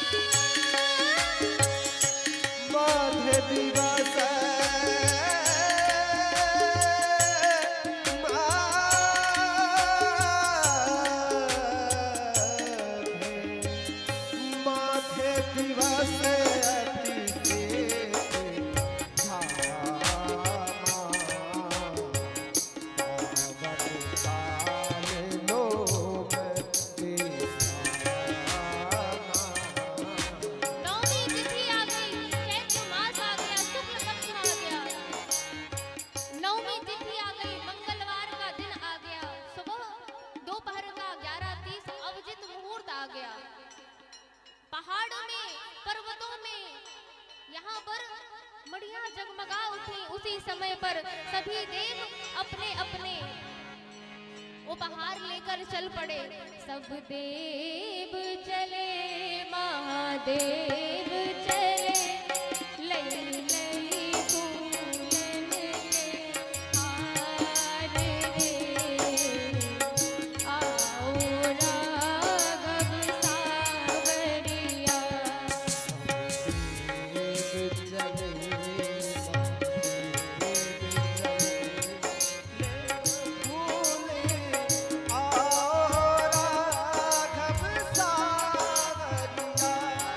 सब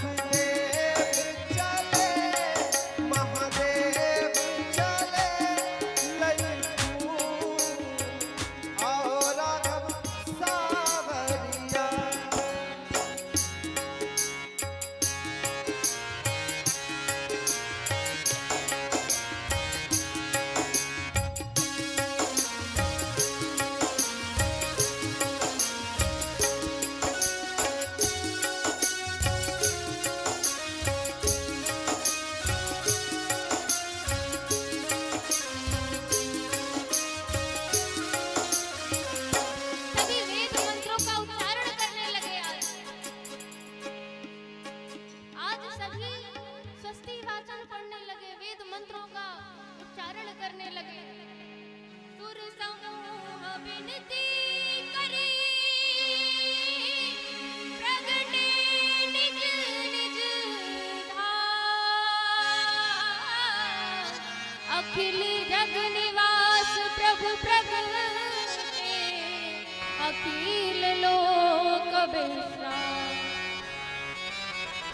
स्वस्ति भाषा हरिः ॐ स्वस्ति न इन्द्रो वृधः सर्वाः स्वस्ति नः पूषा विश्ववेदाः स्वस्ति नस्तार्क्ष्यो अरिष्टनेमिः स्वस्ति नो बृहस्पतिर्दधातु बृहदस्वामरुतः विष्णुमान्तरः सुहञ्जावाणो विदधे को जगन्मयः अत्युच्चता। गई प्रगट कृपाला। सभी खड़े होकर भगवान के स्वागत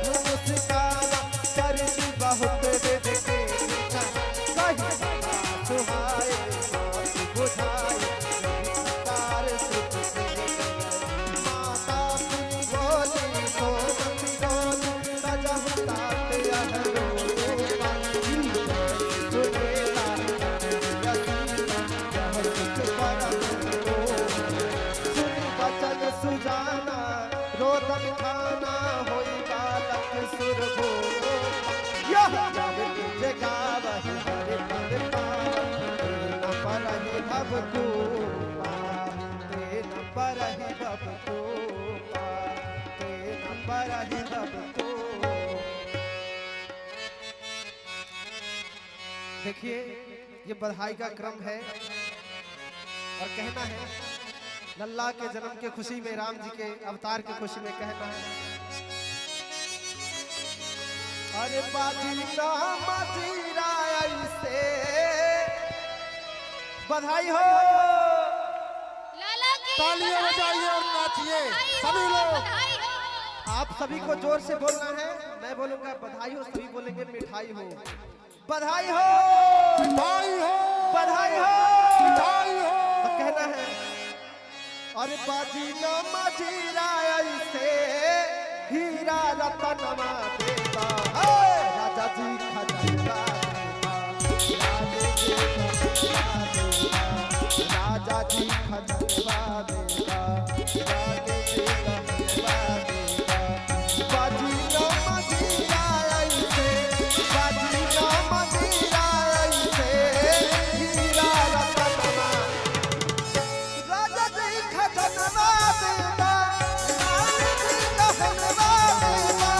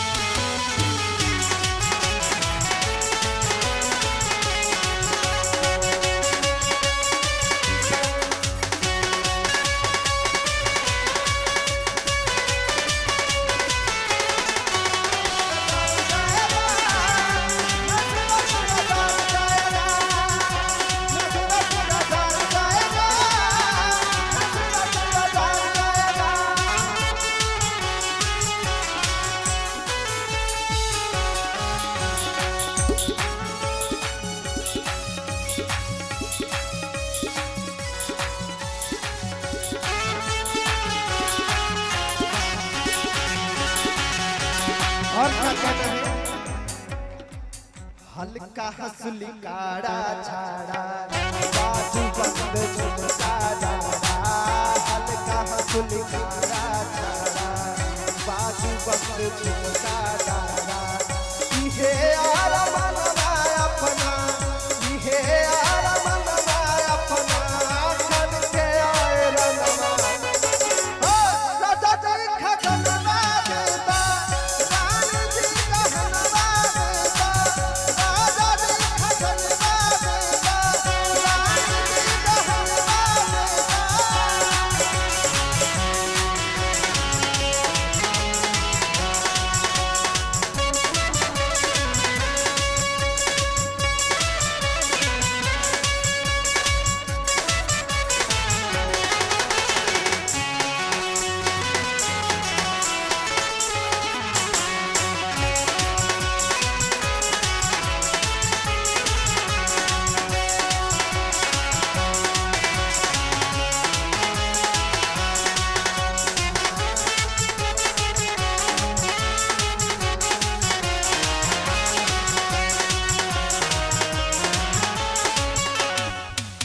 और क्या कहना है? रंगी गुब्बारों से मंडप सजाया है, मिश्री और मावे का केक मंगाया है, इसको चखेगा तू। सभी दोनों हाथ को उठाएंगे, सभी प्रभु जी ने जिनको हाथ दिया, देखिए जो जितना ऊपर उठाएंगे हाथ उतना जल्दी ऊपर जाएंगे। किसके मामले में? तरक्की के मामले में। कहना है रंगी गुब्बारों से मंडप सजाया है, मिश्री और मावे का केक मंगाया है, इसको चखेगा राम तू तू तू। सब बोलेंगे happy birthday to you, happy birthday to you, रंगी गुब्बारों से मंडप सजाया है, मिश्री और मावे का केक मंगाया है, सजाया है, किसी अरमाने का केक लगाया है, इसको चखेगा राम तू तू तू तू। सब बोलेंगे happy birthday to you, happy birthday to you.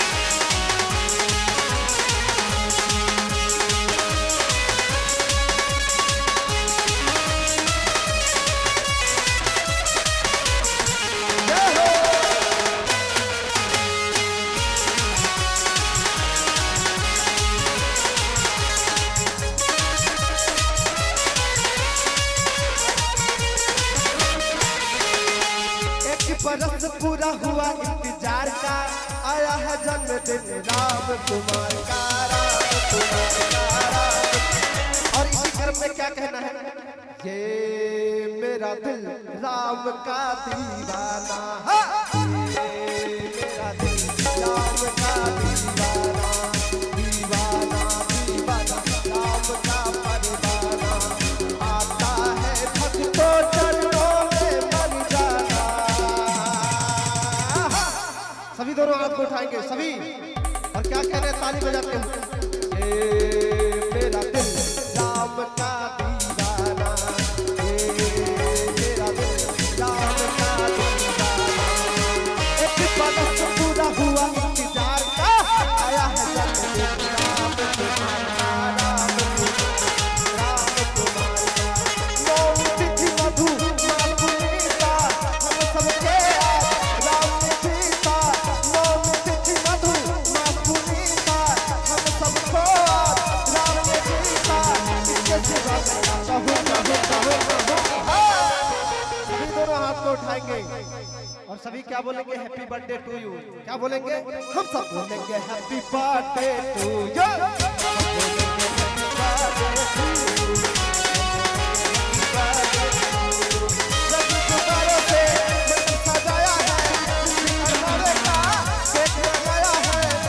चखेगा राम तू हम सब बोलेंगे हैप्पी बर्थडे टू यू। हम बोलेंगे happy birthday to you.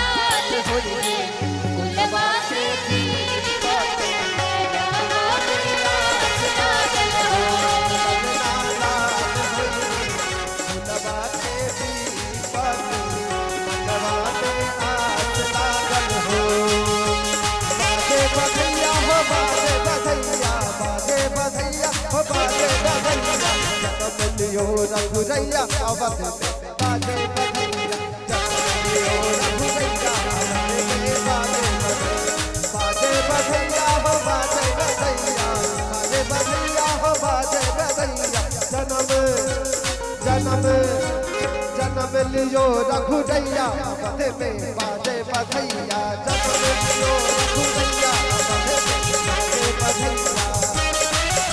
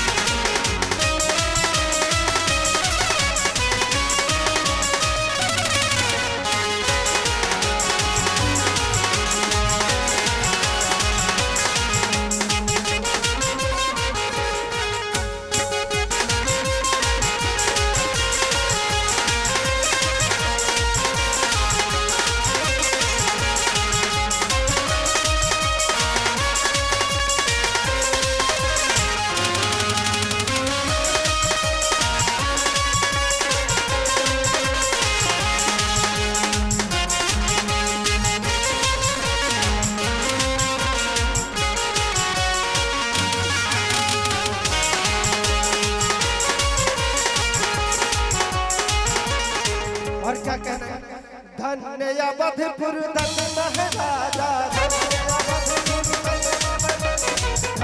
Awadhpur धन्य महाराजा धन्य अवधपुर धन्य महाराज धन्य है कौशल्या मैया अवध में बाजे बधैया जन्म लियो रघुरैया अवध में बाजे बधैया हो बाजे बधैया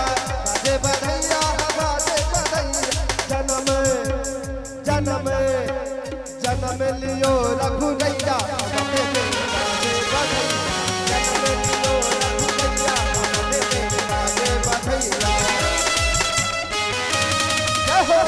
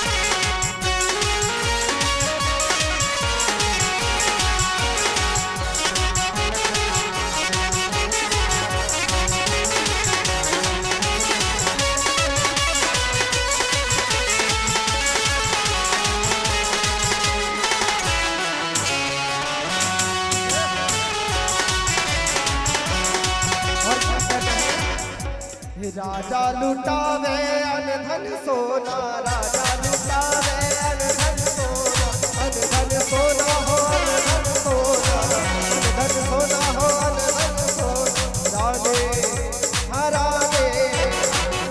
लुटावे लुटैया अवध में बाजे बधैया राने लुटावे लुटैया अवध में बाजे बधैया बाजे बधैया हो बाजे बधैया बाजे बधैया हो बाजे बधैया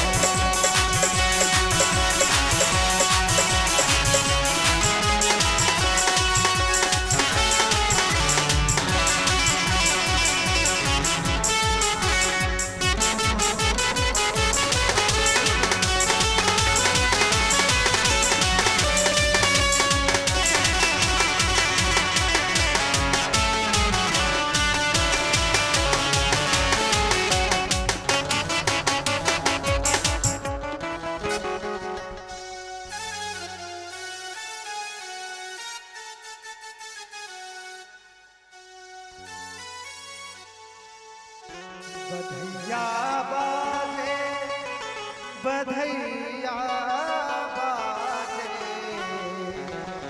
बधैया बाजे, बधैया बाजे, बधैया बाजे, हेरी अगनैया बधैया बाजे, हेरी अगनैया बधैया बाजे, बधैया बाजे, बधैया बाजे, बधैया बाजे, बधैया बाजे, बधैया बाजे, हेरी अगनैया बधैया बाजे, हेरी अगनैया।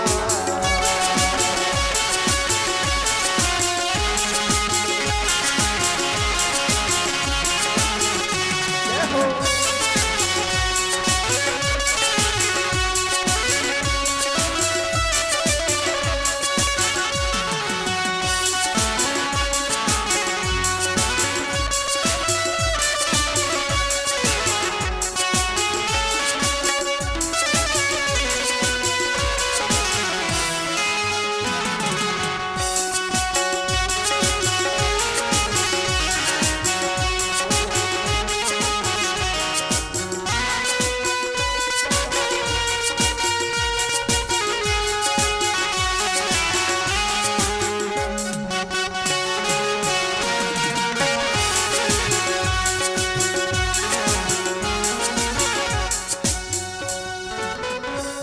दशरथ जी रतन लुटावे, दशरथ जी रतन लुटावे, दशरथ जी रतन लुटावे, रतन लुटावे, रतन लुटावे।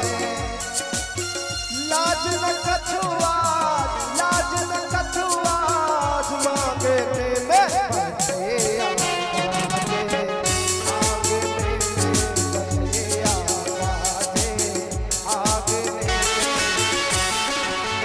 दोनों हाथ को उठाएंगे भैया, दो गुण लीजिएगा और कहना है बधैया बाजे, बधैया बाजे,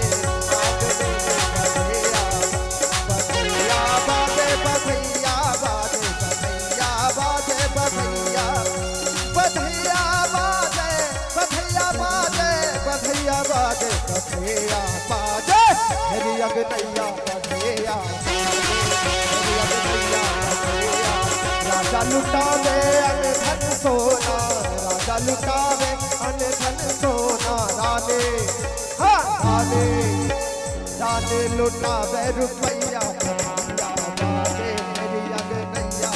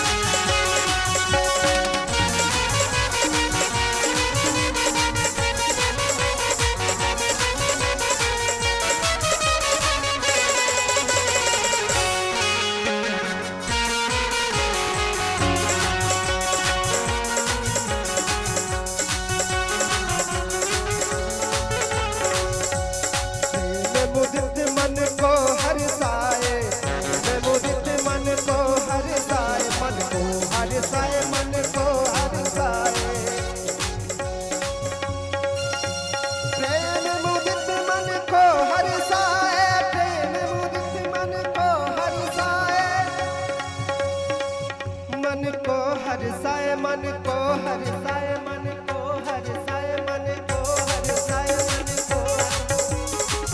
शर्म न कछु आज, शर्म न कछु आज है नाचने में। देखिए, प्रेम मुदित मन को हर्षाए और शर्म न आज कछु नाचने में। दोनों हाथ को उठाएंगे, दोनों हाथ को उठाएंगे, कहना है सर में न कछु आज है नाचने में बधैया जहो बधैया बधैया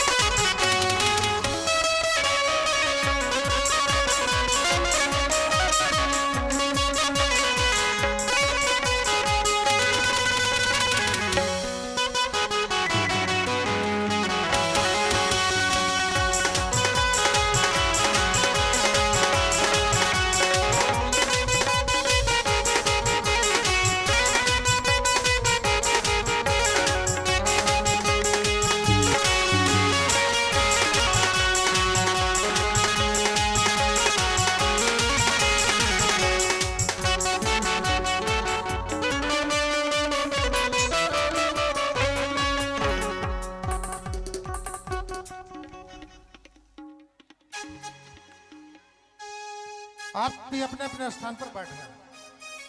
सभी लोग बैठ जाइए, लड्डू का प्रसाद लेके ही जाएंगे। बड़ी आराम से बैठिए, धक्का मुक्की मत कीजिए। सभी लोग आराम से बैठे हैं। थोड़ा दूर दूर बैठ जाइए, दूर दूर बैठिए और पीछे से दूर दूर और पीछे से और पीछे से दूर दूर बैठिए। प्रसाद